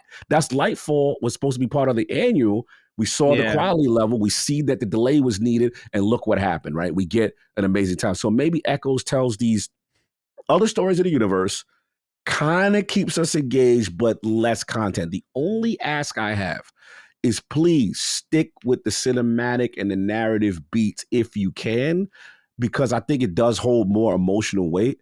And my last prediction is probably Frontiers. That feels post Echoes, right? Because Echoes is split into 3 chapters. We're going to learn about the Vex, what has happened. We do know, I think the Hive get a chapter at one point. Yeah, I think there's one that I know is like, I think Fallen Vampire Hunter theme. Yes, you're correct. That's too sick, by the way. That is awesome. Like that I was It's so funny because like I remember like, oh man, that was such a good finale for Destiny. That felt so good. And then that video that where they were talking about the next the episodes were coming out, and then they dropped that Fallen Vampire Hunter thing on me. It's like, damn That's it. sick. Yeah, it's sick. Damn it. They got That's me your again. people. That's your people. And then for me, you know, obviously, I mean, anytime the Hive, I always feel that's a slam dunk with the Hive. Really, we could say that they are definitely probably the most popular, you know, faction or evil race or what have you. And then we still have unanswered questions with Savathun, which Dude, also and Luzaku, like Luzaku. the first Hive wizard on our side now. I think Yes. speaking to us, it's like. And we didn't even mention, I just realized now how, because again, at first my disappointment with Final Shape was going to be, I want more Savathun based on how amazing Me too. Witch Queen was. Me too. So when you beat Final Shape and you get Excision, then you start the Savathun arc. And I'm like, bro, I don't know if you've done Dual Destiny yet. Have you got a chance to do it yet? If not, bro. I did a lot of it. And then I think... I don't know. We had like a bug or something because like our symbols were not matching just straight up. And I remember just like, that's the point of this, I'm pretty sure. And so we tried it and then we just got fucked up. But bro, also that clock thing is a little bit confusing. Oh, that clock is wild. I don't quite know how to call it out because I was insistent that we just go 1 through whatever. You know what I mean? Like go in a clockwise way, but just say 1 through whatever. Mm-hmm. Just count. But then they would be like, 4 o'clock or whatever, and I'm like, don't say that. Don't do. What do you? Stop that. Stop it. Don't do this to me. Yo, I was messing me up too. They were doing that to me too. I was like, okay, this looks like 4. Like it's a lot of tension. It's one of their, but it's so cool. So I love having like mechanics like that in these exotic missions. By the way, the exotic missions have been like, in my opinion, of like a kind of like the secret sauce of Destiny for a while. For me, for a while, is like getting because I remember what was it? Getting oh my god, I can't remember which one it was or like what expansion. 0 Hour. Is it the one? The one that gave you the single shot the exotic scout rifle that does like a crazy amount of damage. I can't remember where you got all those. It was like horror themed kind of. Yes, the one where we're on the derelict ship. You're talking about. I know exactly what you're talking. It's like a haunted thing, and we go in there. Osiris is walking us through. It's haunted ship of the Leviathan, where you get. I know what you're talking about. I can't remember exactly. Yeah, I can't remember the name of it, but like I love Dead that Man's one. Tail at the end. You get Dead Man's Tail. Dead Man's Tail. Yeah. Love that gun, by the way. But yeah, like these exotic missions are so cool because they're like they're like raid lights in a way that they should be. Like they're challenging. They're not like they're not as crazy as raids, but they're not as like simple as light raid mechanics in the public space. Love them. Really, if you have not done the exotic missions and like the dungeons, shout out to Grasp of Avarice, by the way. I love Grasp of Avarice. And that soundtrack that they play, it's so Pirates of the Caribbean, and it's so good. So but yeah, dude, I forgot what you were talking about. Oh, Luzaku and all this stuff. Exactly. Yeah, just so basically I was setting up that for the Echoes, we know we're going to get an act with Savathun. And I just wanted to pay homage to the exotic mission that they also included in Final Shape, which was amazing, which is his first cooperative exotic mission. But yeah, the long story of it is, I think after the third act, which seems to be longer, they seem to be spaced out, I think this gives them more time for expansion. My gut is there will be a D3. I think they've kind of alluded that there will be. I think Luke Smith, and there's been enough hints, I feel. Yeah. I just feel that maybe they still need more time. So maybe that's a 2026 thing. That's just, but I do feel D3 is coming, but they want to set up this universe. So what do you think? Do you think you think we get D3? You don't think we get D3? You think, Echoes this expansions, we just stay D2? Like, where do you think Bungie's head's at in this conclusion of a saga and now trying to continue on things into Frontiers? I don't know. Well, we have some questions about this. I do want to read these at the very least, and then we can continue on with, because I do think we're kind of getting in the weeds of this discussion anyway. Kendrick Lukenbach wrote in about the future. He says, "Hey guys, question to you both on Bungie's future. Would you want them to continue with Destiny 2, a proper Destiny 3, a spinoff? As we look ahead, they truly could do anything. Best to you both." And Upbeat Down wrote in about Frontiers. He says, "Greetings, Guardians. Looking forward a bit. I'm curious about your thoughts on the recently announced codename Frontiers. I think a lot of the community was expecting the final shape to be the last expansion we'd see for Destiny 2, and it very well could be, given we've got nothing to go off of but a codename. Do you have any predictions regarding Bungie's plans for the future of D2? Could it be an next expansion, a roadmap? Could we expanding the scope of the game's universe by taking us outside the Soul system? I'd love to hear your thoughts. So yeah, dude, Destiny 3, like, I don't know how I feel about it, because on some level, look, there's obviously a technical debt here when we're working with the same game that is running on base PS4, base Xbox One. This is supposed to be a 10-year journey, or like a very long journey that kind of, we were promised a world that expands. And as we know, Red War is gone. Forsaken is gone, technically, kind of. I think you can still play like some missions of Forsaken. I think you can play like Kate's Fate. Yes. I don't know how much of Forsaken is still in the game, but I know the Tangled Shore is gone. And so that is kind of a problem. A lot of people wrote in with specifically talking about onboarding, and we'll get into those questions later, about just like how much of the game is missing and how big can this game get before it becomes just an unruly... Like, are you willing to dedicate 900 gigabytes of your hard drive to Destiny if it means that you can keep Mars and Venus and the Ishtar Collective and every single raid? Like, like, how willing are we to do that? And so for me, I think Destiny 3 probably should happen. I don't know if that's necessarily what Frontiers is, although it could be. Like, I really... Frontiers is so weird. There's... The word Frontiers conjures up very, very specific imagery to me, right? And it's not necessarily objectively specific, but to me, I feel like that kind of implies like a hardcore commitment to the MMO angle, right? Where it's just like Frontiers. What does that mean? Does that mean like a true open world? Like, are we going to be flying ships? Hey, what are we doing with what? That word is just very loaded. So I want to know what your interpretation of... Obviously, we've got nothing to go off of but a code name. But I mean, right? They don't choose... That's a very specific code name to announce publicly. Yeah, I mean, when I hear Frontiers, I think vast. I think possibilities, right? So I think prismatic, because I start there, because to me, prismatic is Bungie flirting with unshackling us from the tried and true tropes of being locked into a specific kit and subclass. Which makes Final Shape amazing is the ability to say, hey, you know what? I'm going to use an arc super, and I'm going to use a solar grenade, and I'm going to use, you know what I mean? And obviously you can't use everything. There's some specific limits to the kit, but it's the idea of flirting and thus becoming the Final Shape, right? The Final Shape is we could do whatever the hell we want to do. We combine light and dark. So I think I look at Frontiers as a combination of breaking the shackles of gameplay and the kit, but I also think of it like I think what was alluded to in the question, which is also going outside of the Soul system, seeing what the other existential threats potentially could be. There's still a ton of story beats, but to your point, look, selfishly, I would like now, provided the base, a technical break. We had it with D1 and D2 at some point. It's like, okay, Xbox 360 guys, come on. You know what I'm saying? Like, but I understand from the business standpoint, it has to make sense. There has to be, the user base has to be up. I get it.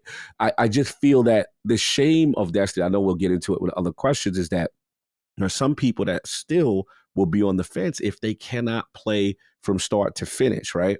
And I'm not saying D3 solves that, but I do want to see what this engine can do. What dedicated servers like Marathon is getting can do, you know what I'm saying, kind of thing.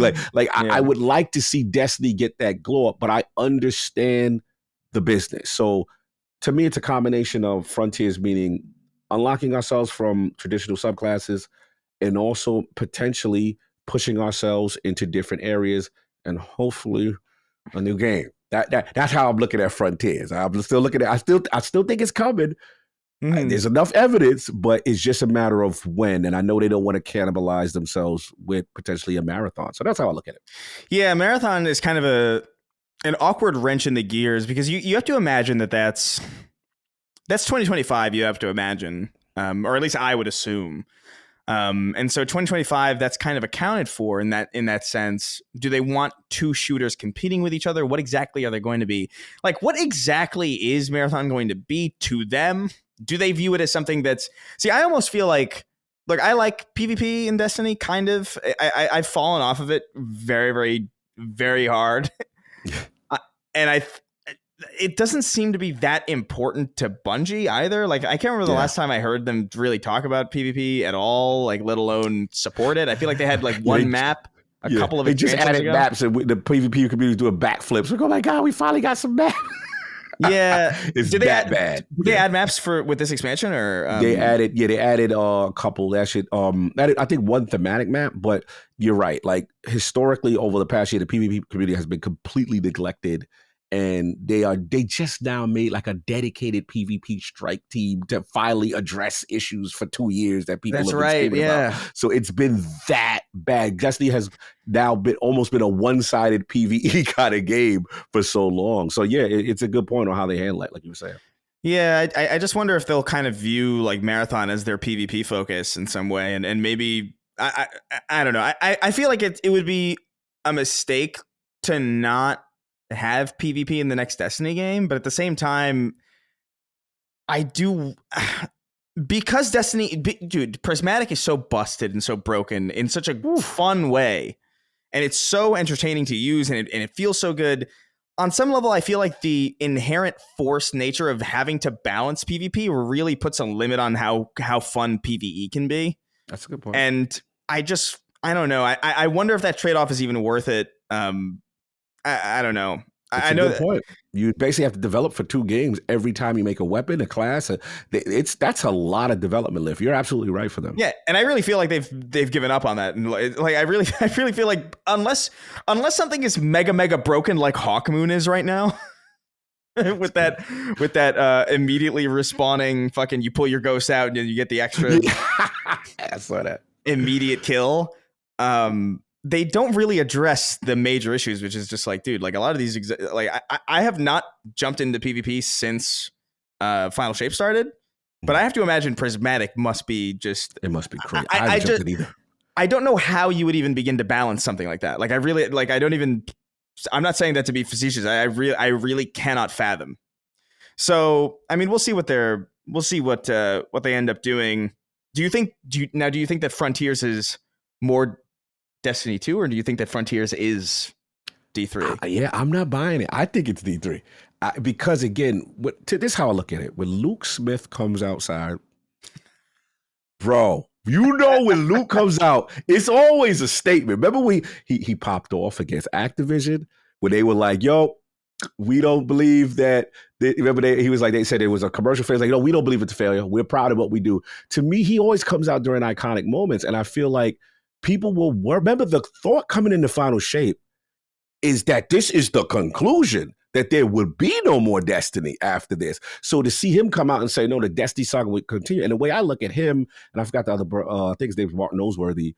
To me, they're like the Kevin Feige's, right? They're like of the universe, like where it's going to go in the future, and then obviously outside in other mediums. But whenever Luke comes outside, to me, it means something. So I'm going to still, my gut still says, Frontiers is the code name.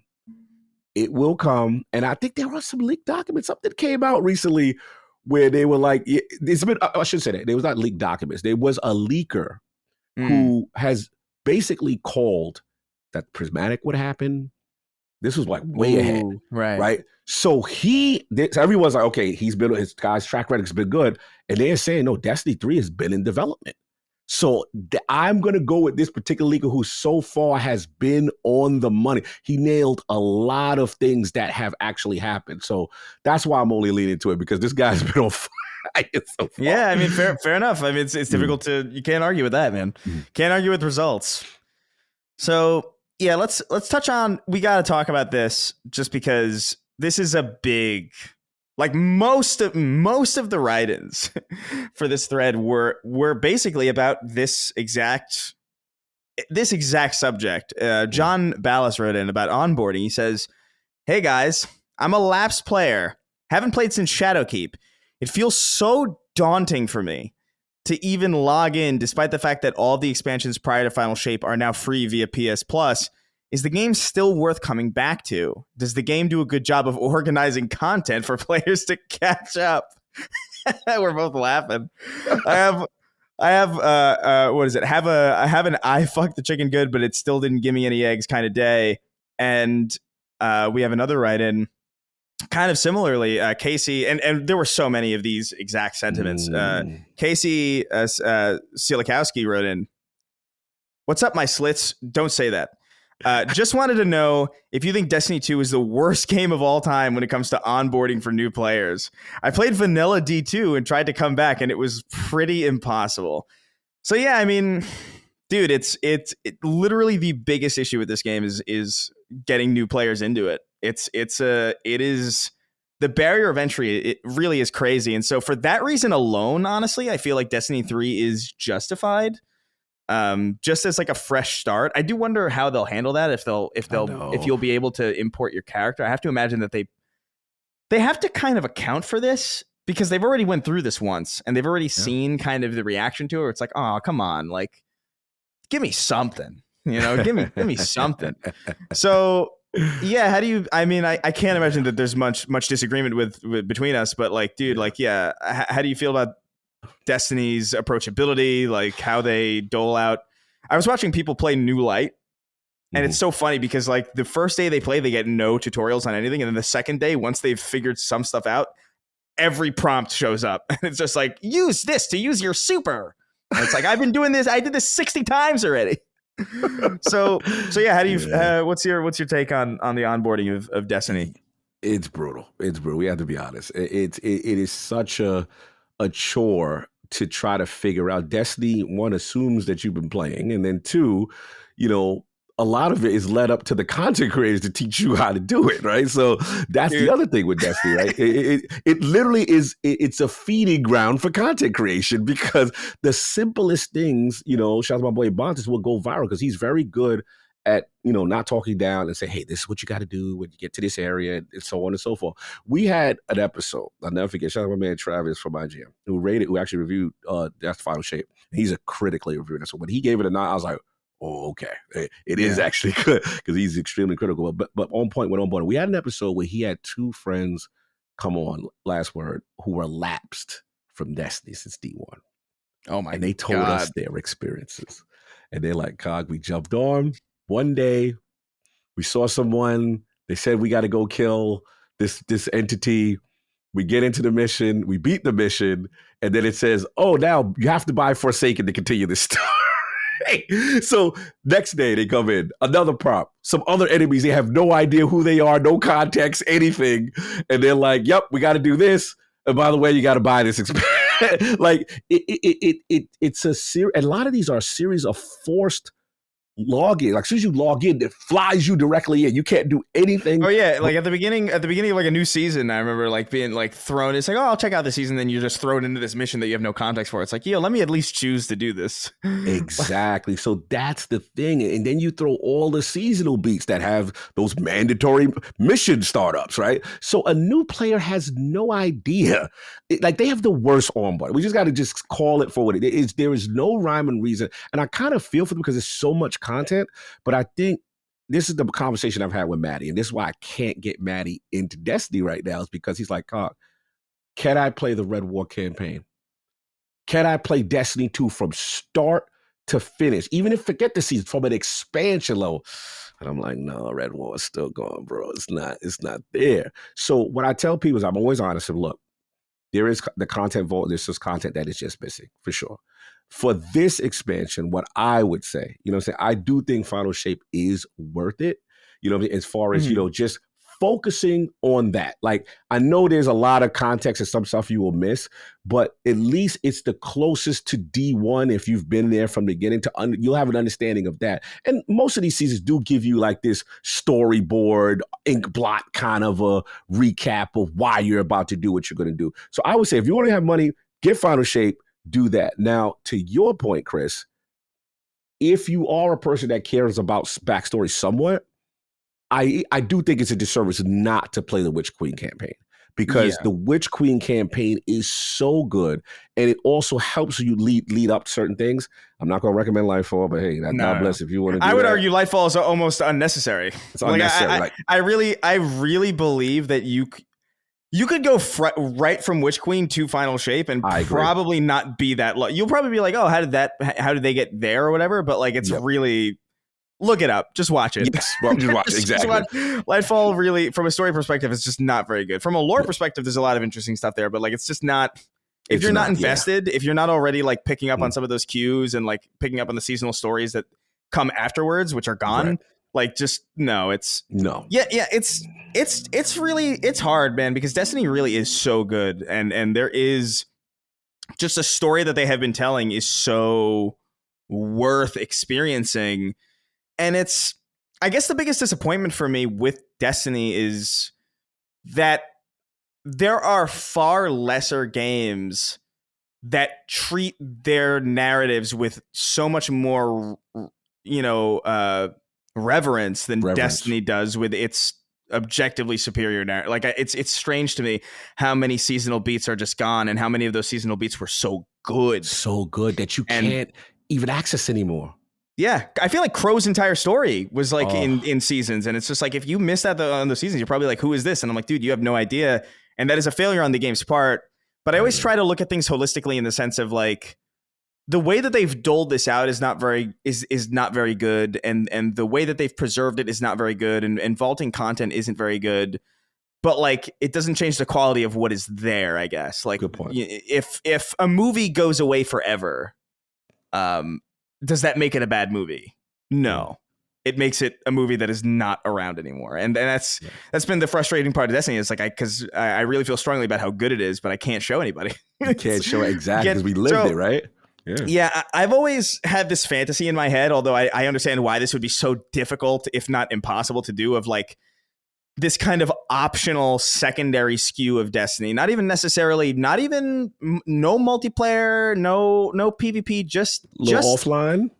Just an offline kind of version of the campaigns that you can play through, and you can experience like a streamlined version of everything that gives you like the core beats and the core like story, maybe even rewrite a little bit or you know what I mean? Like abbreviate it in some way just to get people caught up. And that exists kind of separately as like a separate download for those who want it.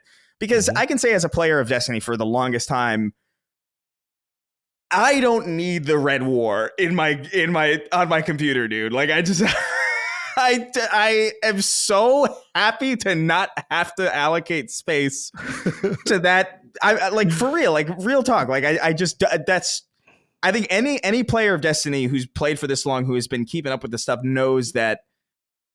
Does it suck that they're vaulting content? Yeah, from the perspective of like just a holistic value of like, well, you paid for this, you should own it, you should have it still. New players should be able to experience it. That's totally true. But from a personal perspective, I don't know, Cog, are you bothered that you can't play the Red War? No, I'm not. Because obviously I've been, been through that. No, you're right. I do want to add. Oh, so please, I was just going to say the other issue before I kick it over to you is the power creep of Destiny is also very real. And so, dude, there are some strikes. Sometimes I go into the Vanguard strike playlist and we melt the boss before I even step into the room. And I'm like, dude, I remember playing this in 2017 and this was so difficult. And now we're just melting everything. So I do wonder like how that might affect, like, would it even be worth playing all these old expansions given how strong our character is now? I don't know. There's a lot. It's a tricky game to juggle and design around, but yeah, let me just kick it over to you. Pull whatever thread you want to pull. Yeah, all I was going to say, I do want to give them credit on one thing that they did incorporate in the fighters for our new players who've been listening. They be like, man, this thing sounded intimidating. We want to play with y'all, but damn, y'all not making it inviting. All right, here's the thing that they have improved that I will say has always been a deterrent. So you always got that one friend who's like, bro, Witch Queen looks hot. I ain't gonna front. I might get down with y'all. I want to play Destiny. Is it safe? And what would happen is they'll get in day one, and it's like, all right, we're doing the Witch Queen campaign, but you're not strong enough. You're like light 1600. You got to be light 1900 to even attempt this. So two things they usually do. One is they usually give you like this little base pack to catch up, right? But what they did now, which I like, is they say, hey, you know what, little Timmy, you've been away. Everybody else is 2000 light. But guess what? If you join in the fire team, we will up you to about 1995. So now with fire team power, you can actually play the new content and not have to do homework to Right. get your light level up to play with your experienced friends. And how they balance it is they say, okay, experienced friend, you get an extra commendation for sherpering, whatever.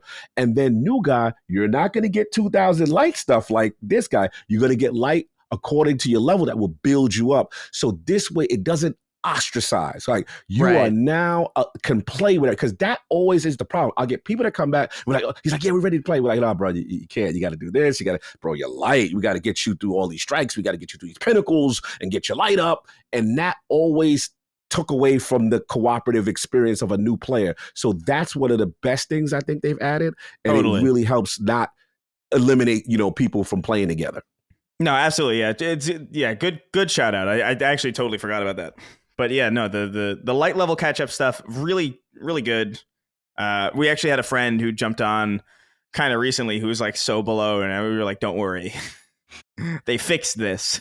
Yes, like you don't have to do all that bullshit. But yeah, so yeah, man, I think we've covered a lot. Let's get into some wrap up questions from the audience. Grant wrote in, says, "Greetings, Guardians. Do you guys think Destiny surpassed Bungie's work on Halo in any areas?" Short but sweet question. I have a very controversial opinion on this, where I do in fact feel like, dude, Witch Queen was really good, man. Like Witch Queen, I think I like Witch Queen more than Combat Evolved for sure. I like it more than Reach for sure. I think I like it about as much as Halo 3. Wow, that's and high as praise from you. Yeah, and ODST. I consider 3 and ODST kind of like the same package. I know they're not fundamentally, but like I don't know, they feel very similar to me. But yeah, Halo 2 is going to like I've long come to terms with the fact that like it's very much like the Vault of Glass, right? Where there's like no one's really ever going to make a game that hits me the way Halo 2 did ever, because it's just like it's a matter of like the time and all that stuff. But do I think that it's better in some areas? Absolutely. I think just by nature of how long this has been going on and how much time they've had to flesh out the story beats, like Destiny is just a lot more story dense than Halo is, just by the nature of weekly seasons for like however many years. Like you could just get so much more story out of that than you can in like a single like 5 to 12 hour campaign, which I do love. I love that style of game, absolutely. And I know I still play games like that to this day, like Doom Eternal, and excited for other like traditional first person shooters. But yeah, I think in some areas, dude, like I think it just feels so good to play. And but the Witch Queen in particular, and I think the final shape is very much another Halo 3, very much another Halo Reach moment, where it's just like, dude, they landed this plane so well. And it's funny if you think about Halo 2 being this tumultuous development cycle where they basically cobbled that game together in like 11 months. Yeah. It's kind of, Bungie just has this history of just fucking up so bad that they almost can't. It's almost like a Zenkai boost in Dragon Ball, where you're like, oh, I'm beaten, I'm bloody, and now I'm stronger, and I'm going to land something that you've never seen before, and I'm going to shape the industry. Dude, Destiny, whether you like it or not, is like a very, like, it's another Halo moment in the sense of, like, there are so many games that are very clearly trying to be Destiny. Even just I remember when Destiny first came out and the cursor on console was like a big weird. I remember feeling like, oh, that's weird. I don't know if I like this exactly. And then every fucking game did it. Even games that have no business doing it. Games that it made no sense for there to be a cursor. It's just like, okay, cool. I guess, that's a positive or a negative depending on how you look at it. But like, this is another industry shaping thing. And so, yeah, I think there's no question that at the very least there are marks within Destiny as a series that absolutely, in my opinion, reach the heights of some of Bungie's greatest Halo titles. Will I remember them as fondly? I feel like that's kind of impossible because I was a kid when Halo was out. And so there's an inherent heightening of like what that means to me. But like, dude, I think if I looked at things objectively on like a base, like game design level, on like a story perspective, on like a delivering like a really satisfying experience perspective, I think it's on par, man. Definitely more failures due to the annual nature of how they're forced to kind of put content out. But like I said earlier, the cadence of releases between Halo 1, 2, 3, ODST, and Reach is very similar to D1, Taken King, Witch Queen, and Final Shape. It's a very similar kind of thing where it's like, if you give Bungie time, they can cook, man. Yeah, that's for and sure. So that's what we learned. Yep. That's what we learned. Give them time.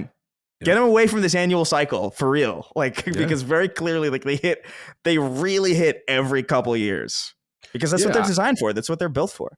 They literally are. It's a great point. Look, Halo is near and dear to me. I ain't going to be disrespectful. Not saying you were, but, for me, it was just like, I'll never forget, obviously, Halo 1 and Combat Evolved and, what it meant as far as in the console space to doing it. So like you said, a lot of these things are moment in time historically mapped to our brain at where we were. So it's the perfect thing at the perfect time.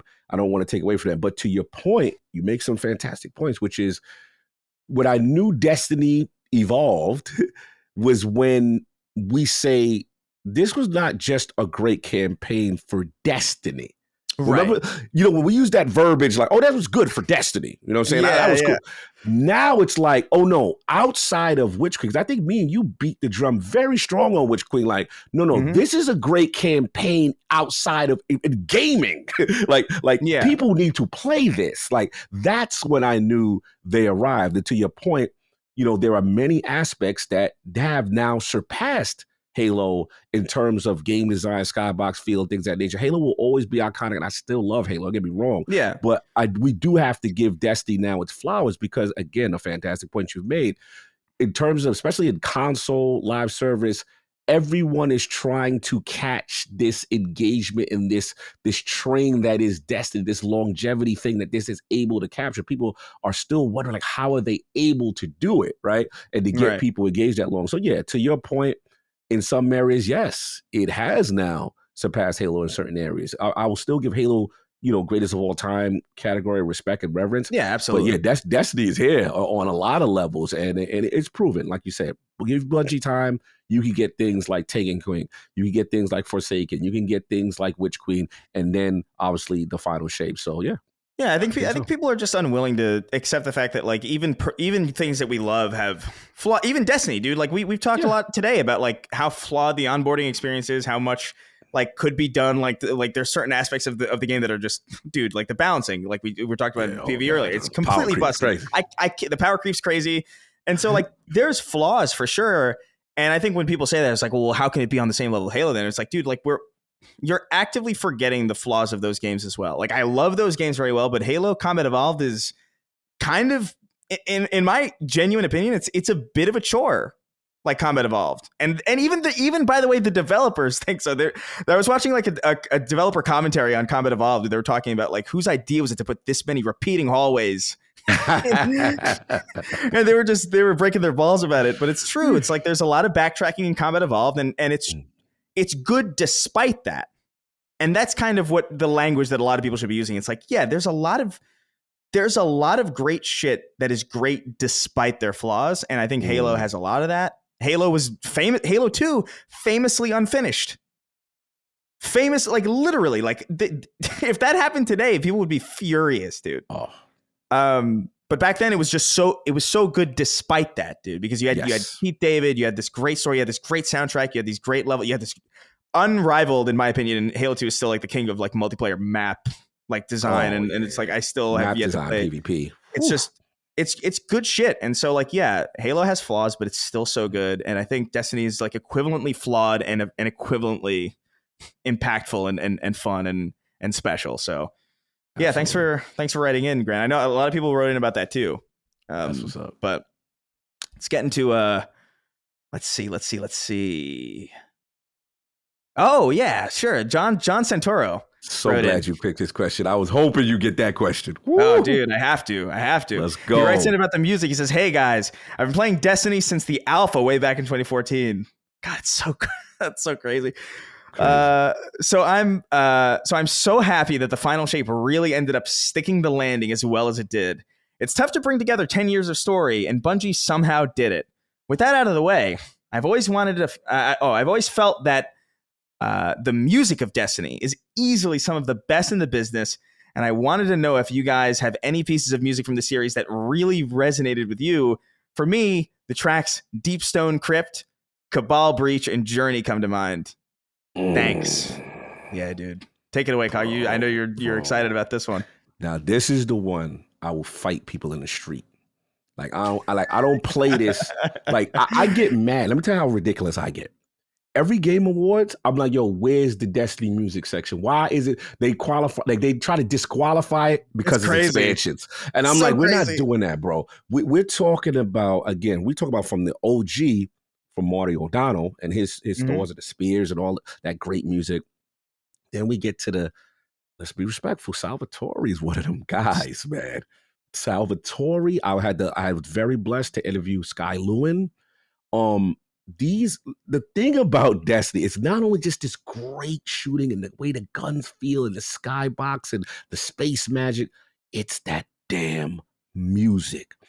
First of all, shout out to you, Santor, because you mentioned Deep Stone Crypt.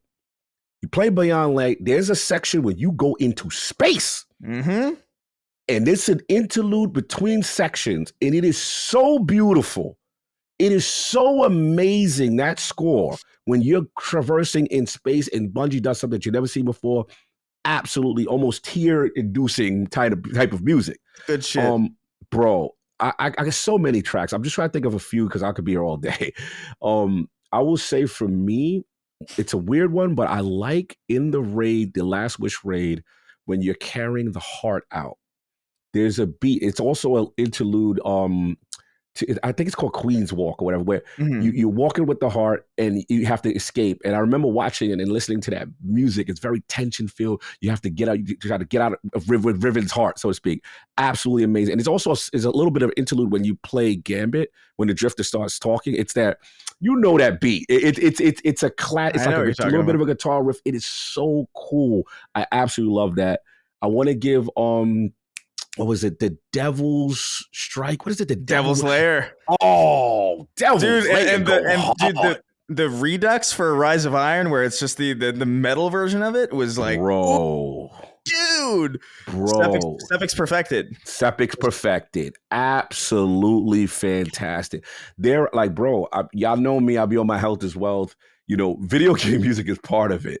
Yeah. And Destiny music, Bungie's tools are loaded. There's one funny one in Light, even though Lightfall's not regarded well, when the training mission of Strand, when Osiris gives you the thing, and it's like a Rocky type theme, and you're going around. It's kind of cool. Like I hated that tone for that expansion so deeply, but it's good, dude. The music, like they cook almost consistently on a level that like I can't fathom how you're able to make music this good so consistently for forever. Basically, like they've been doing this basically since I don't have much experience. I don't remember what the soundtracks for like Myth and Marathon were exactly, but like, dude, from Halo Combat Evolved onwards, like they've just like every single soundtrack has just been so good. Even Destiny 1, dude. Destiny 1, for as many flaws as that game had, my God, the soundtrack to that game specifically is so special to me. There's even like callbacks to it throughout the Final Shape, especially the track that I love specifically. That always just I don't know what it's called, and it's hard to find because, like I said, it's not quite like Halo where there's like individual, like there's so many Destiny expansions that it's like it's really hard to even find these specific tracks. There's so much music, but I remember there's a callback to it at the end of the Final Shape where you're kind of letting the lanterns go. And it plays like it's like the chime kind of. I don't remember exactly, but if you watch that scene, you'll know what I'm talking about. It's it's a D1 callback. It's a D1 callback, yes, from the startup, and you're just like, oh yeah, that's right, dude. Like this was so mysterious and so cool and so evocative, man. Like I like shout out to Sepix Perfected and Sepix Prime's that entire the Devil's Lair strike music was great too, just by itself. Yeah. But I got to shout out Grasp of Avarice. Because the soundtrack in Grasp of Avarice is probably like, I love the theme of that entire dungeon of just like pirates and you get to the end and it's just this like just guy who's dead with all of his treasure. I love it. But that soundtrack I play kind of regular. I love it's it's because it's Pirates of the Caribbean coded. Yes. And then it transitions into like the Destiny kind of theme. Obviously, the Witch Savathun song is obviously. Oh, yes. That's a great one. It's Destiny is so loaded with music. He brings up Journey, which is one that I haven't heard in a while. That's the Red War, I think, if I'm not mistaken. Journey. That's like that sad kind of Trek music, which I thought was great at the time too. Despite like I had mixed feelings about that campaign, but like again, just soundtrack just slaps. I remember specifically like the kind of techno beats when you first see the Hive in D1 is great too. Like, and it's like Hive. It's like tech. It's like techie and like metal and industrial almost. It's industrial. So fucking cool. But yeah, I got a fallen one for you. Oh yeah, remember the one? All right, it's always it's you've done Deep Stone. It's a remix to an old Tanix theme from Prison of Elders, and it's when the plane is going down and it's absolutely chaotic. You're in it, and I'm like, wait a minute, this is kind of like a remix of a classic D1 theme, but very chaotic. And this is when the plane is going down. You're inside it before it crashes. That theme is absolutely nuts. But again, I have to shout. One of my favorites is that one from the Queen's Walk or whatever it's called, something, and it's like din din din din din din din din din din din din din din din din. It's just it's so cool, man. Like so many things. We could be here for hours, bro. Like, we really could. Like if we had like a list of all of the like it would go on. It would go on forever. I love that you brought up Prison of Elders, by the way. It's like I was playing through that strike where you go through the Prison of Elders the other day. It's like, oh yeah, I forgot that this was here. Bro, it's like dismantle mines. Yes. Yes. That was like the earliest. That was like I think my earliest point where I was just like, dude, I love the Fallen, man. Bungie doing what they do best, make humanizing aliens to the point where you love them. Like they're so good at that specifically. Varric, shout out to him. Chris the Defiled. I love Varric. He's hilarious. Varric is great. They're all so good. I love the Fallen. Let's get into which one do we want to go? There's two left. Let's go with you know what, this because this is a good one that next one's a good one to end it on. Sketch Magesh wrote in. He wrote in about story. He says, "Hey, Sacred Screebs. While not always accessible in-game, Bungie's world building and lore has always been top tier." By the way, almost every single Righted, regardless of what it's about, has always talked about, like, well, we can't do this anymore, and it's gone and removed from the game. He says, "I'm wondering what Destiny stories have been your favorites over the years. Personally, I've always thought Savathun's Gamble for the Light will go down as the best twist in the franchise." Yeah, dude, that twist. Witch Queen is so good. It's not just for Destiny. We said this already, but like, my God, it's Bro. Yeah. That entire expansion was great. But yeah, I want to hear your input. It's kind of hard to surpass that one. It is, man. Yeah. I will say. I got, as far as story being top, I want to give the Aldrin arc some love. I want to give the Aldrin arc because I didn't know where they were going. I remember, obviously D1 when introduced to this character, he's inherently evil, malicious, the sister to Borisov, and who's also been a great character. She was I love the way she voice acted in Final Shape, by the way. Yeah. But to see the arc and then to see the Traveler give him the light after we avenge and then Forsaken, I thought that was cool. And then I'll be honest, I was a little shaky on Crow when he was first announced. I'm like, I don't know me too. How I feel about him. He's kind of moody, whatever. And to see that payoff, the way they did this with Final Shape was really cool to see. But Sketch, I have to admit, I think the GOAT, and I think, like you said, Chris, Savathun's story changed the lore on its head and everything that we thought we knew about an alien race and what we were led to. It questioned our religion, so to speak, because we feel we are inherently good. And something happened in that expansion that we go, what? Like, what has happened? And it was so beautifully done. And we have to shout, I believe the actress is Deborah Green. For Savathun? Yeah, who is it? What's her name? It's Deborah Wilson. Deborah Wilson. I always yeah. Deborah Wilson. I'm gonna tell you right now. Kills it. Anytime her voice is heard in that game, she commands a presence, and it's so good. Remember, 2 truths, 2 lies. Like just beautiful. And then even up to now, like she's always one step ahead. I love the interactions with her and Mara.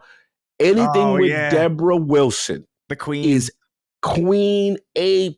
That's why we keep telling y'all, if y'all are going to go back, you cannot miss Witch Queen, because the story of Savathun, the story of the Hive, is one of the best Destiny stories they have ever done. Truly, I highly recommend. So yeah, it's kind of hard to surpass that. You're actually right.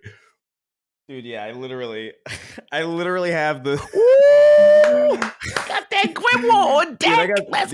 I got the Book of Sorrow on my desk. That lore is so good, and yeah, dude, like I have to agree. Like, there's a lot that I love. I mentioned some of the parts that I loved about the. Hey, I mentioned some of the stuff that I loved a little bit earlier when we were talking about other things. Like I love the Fallen like a lot. So I really liked what they did with Mithrax and how they built his story out, like through like in-game interactions and how you learn more about him and his history with Aramis and now his history with this other Fallen that like escape. I can't remember exactly they're setting. He got beef with that guy. Yeah, they're setting some stuff up with him, and I'm just like, ooh, yes, keep mind this guy. The Fallen's so great, and just seeing that moment at the end of the campaign where you see like the little Fallen drag with the kid and the Cabal War Beast in the tower, and you're like, this is so rewarding.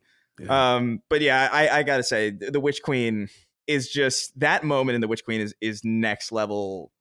Her speech when she's like dying is like on the mountain is so good. And then my favorite scene, I think, in Destiny history, honestly, is that scene, is that kind of poetic, interpretive kind of scene of Savathun on the shore with the worm, and it's the Witness, just like a god wave, and it's like, oh, this is beautifully animated, and you find out that it was just a lie, and it's like, this is top tier shit. Yeah. And I really can't argue with that choice, Sketch. That is next level good. That is, again, this is what I was talking about. Like, that element, in my opinion, is probably better. Not that Halo is a very twist-oriented series anyway, because it's not. But like, that is a twist that blew my mind way more than anything in Halo, way more than when I found out that the ring was a super weapon, way more than when we found out what the Flood was. Those are all great reveals, obviously, but like, dude, like that, the way they framed it and the Witness's monologue over it, and you know, we will trick the most cunning sister, or whatever. It's like, this is peak shit. Peak. And so yeah, shout out to the Witch Queen, goated expansion. Witch Queen and Final Shape are just amazing. When it comes to this, it almost feels like a reverse sandwich where you get like 2 amazing patties with like a piece of whatever bread in the middle. Yeah, thanks. Yeah, but yeah, we've had a long, fun conversation about Destiny, and let's end it with something simple and something that I think even this question would probably go on for a while. But Sampo wrote in. He says, with the final inquiry, he says, "Boys, simple one for you. Favorite exotic weapon of all time." Ooh. Of all times. This is all of Destiny included. Every Destiny. Oh, D1. Man. You can even choose different eras of it, because some got nerfed. Yeah, some definitely got nerfed. I mean, if we go D1, man, I gotta go to cop-out answer. It gotta go Gjallarhorn, because my sheer jealousy of seeing it drop for someone else at a Nightfall, and like also not realizing the importance of it when it was like week 2 being sold by Xur. I know.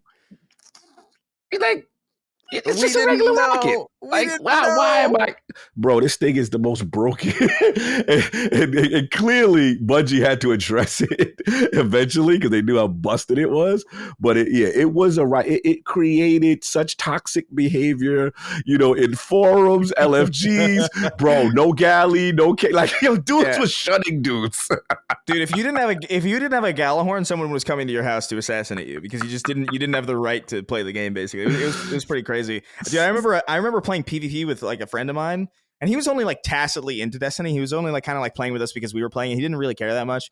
And we were in a PvP match, and this is a friend who is just. Do you have a friend who's just like inexplicably very lucky, like good fortune, just like, yes. Oh, it's hey guys, I'm back with all this free food that I just got for no reason. And you're like, addict.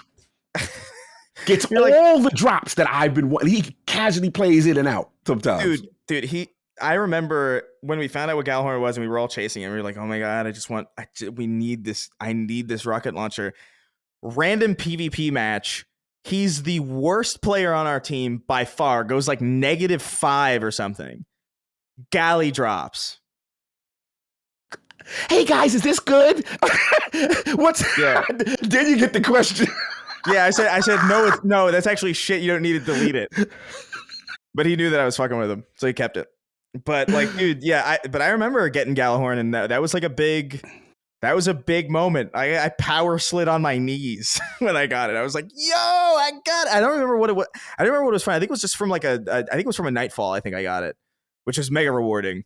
Oh yeah. But yeah, I mean, there's a lot of I think about D1. I think about a lot of the exotics from that game, especially just because like a lot of them are missing still. Yeah. Like what was that Icebreaker? I really liked for a long time. Yes. That was a great sniper rifle.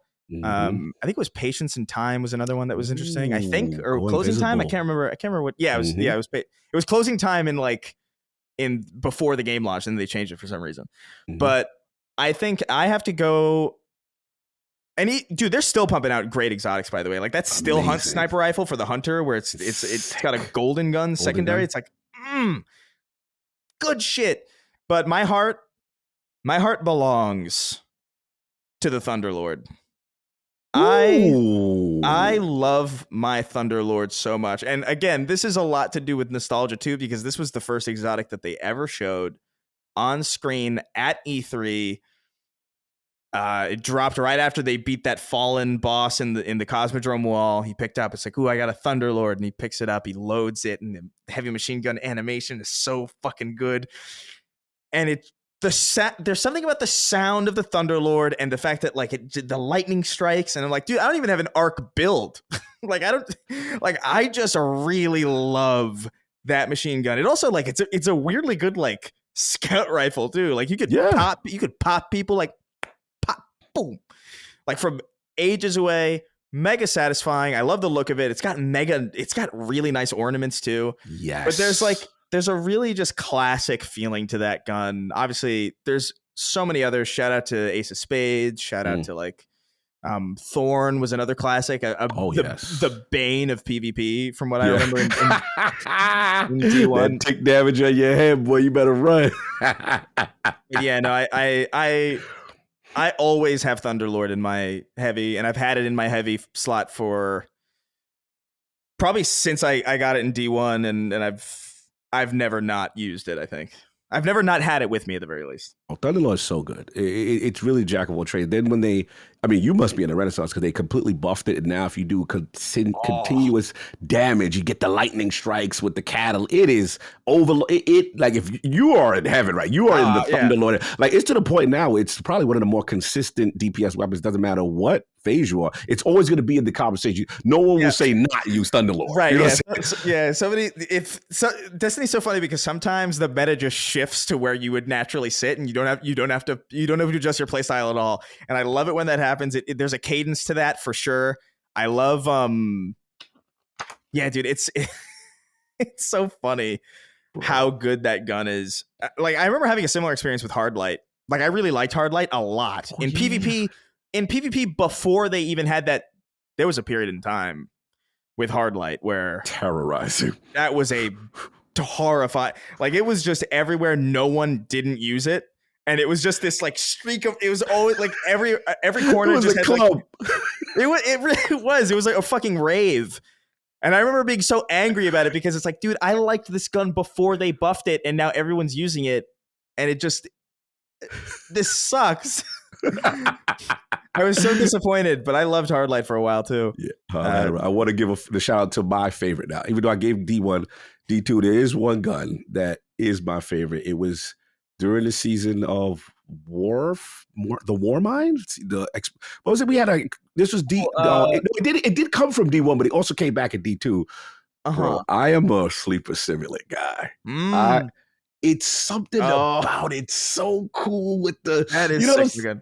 Yeah, bro, that's like that's like a Rasputin design weapon, right? The Rasputin, the Rasputin's what you call it, linear fusion heavy weapon.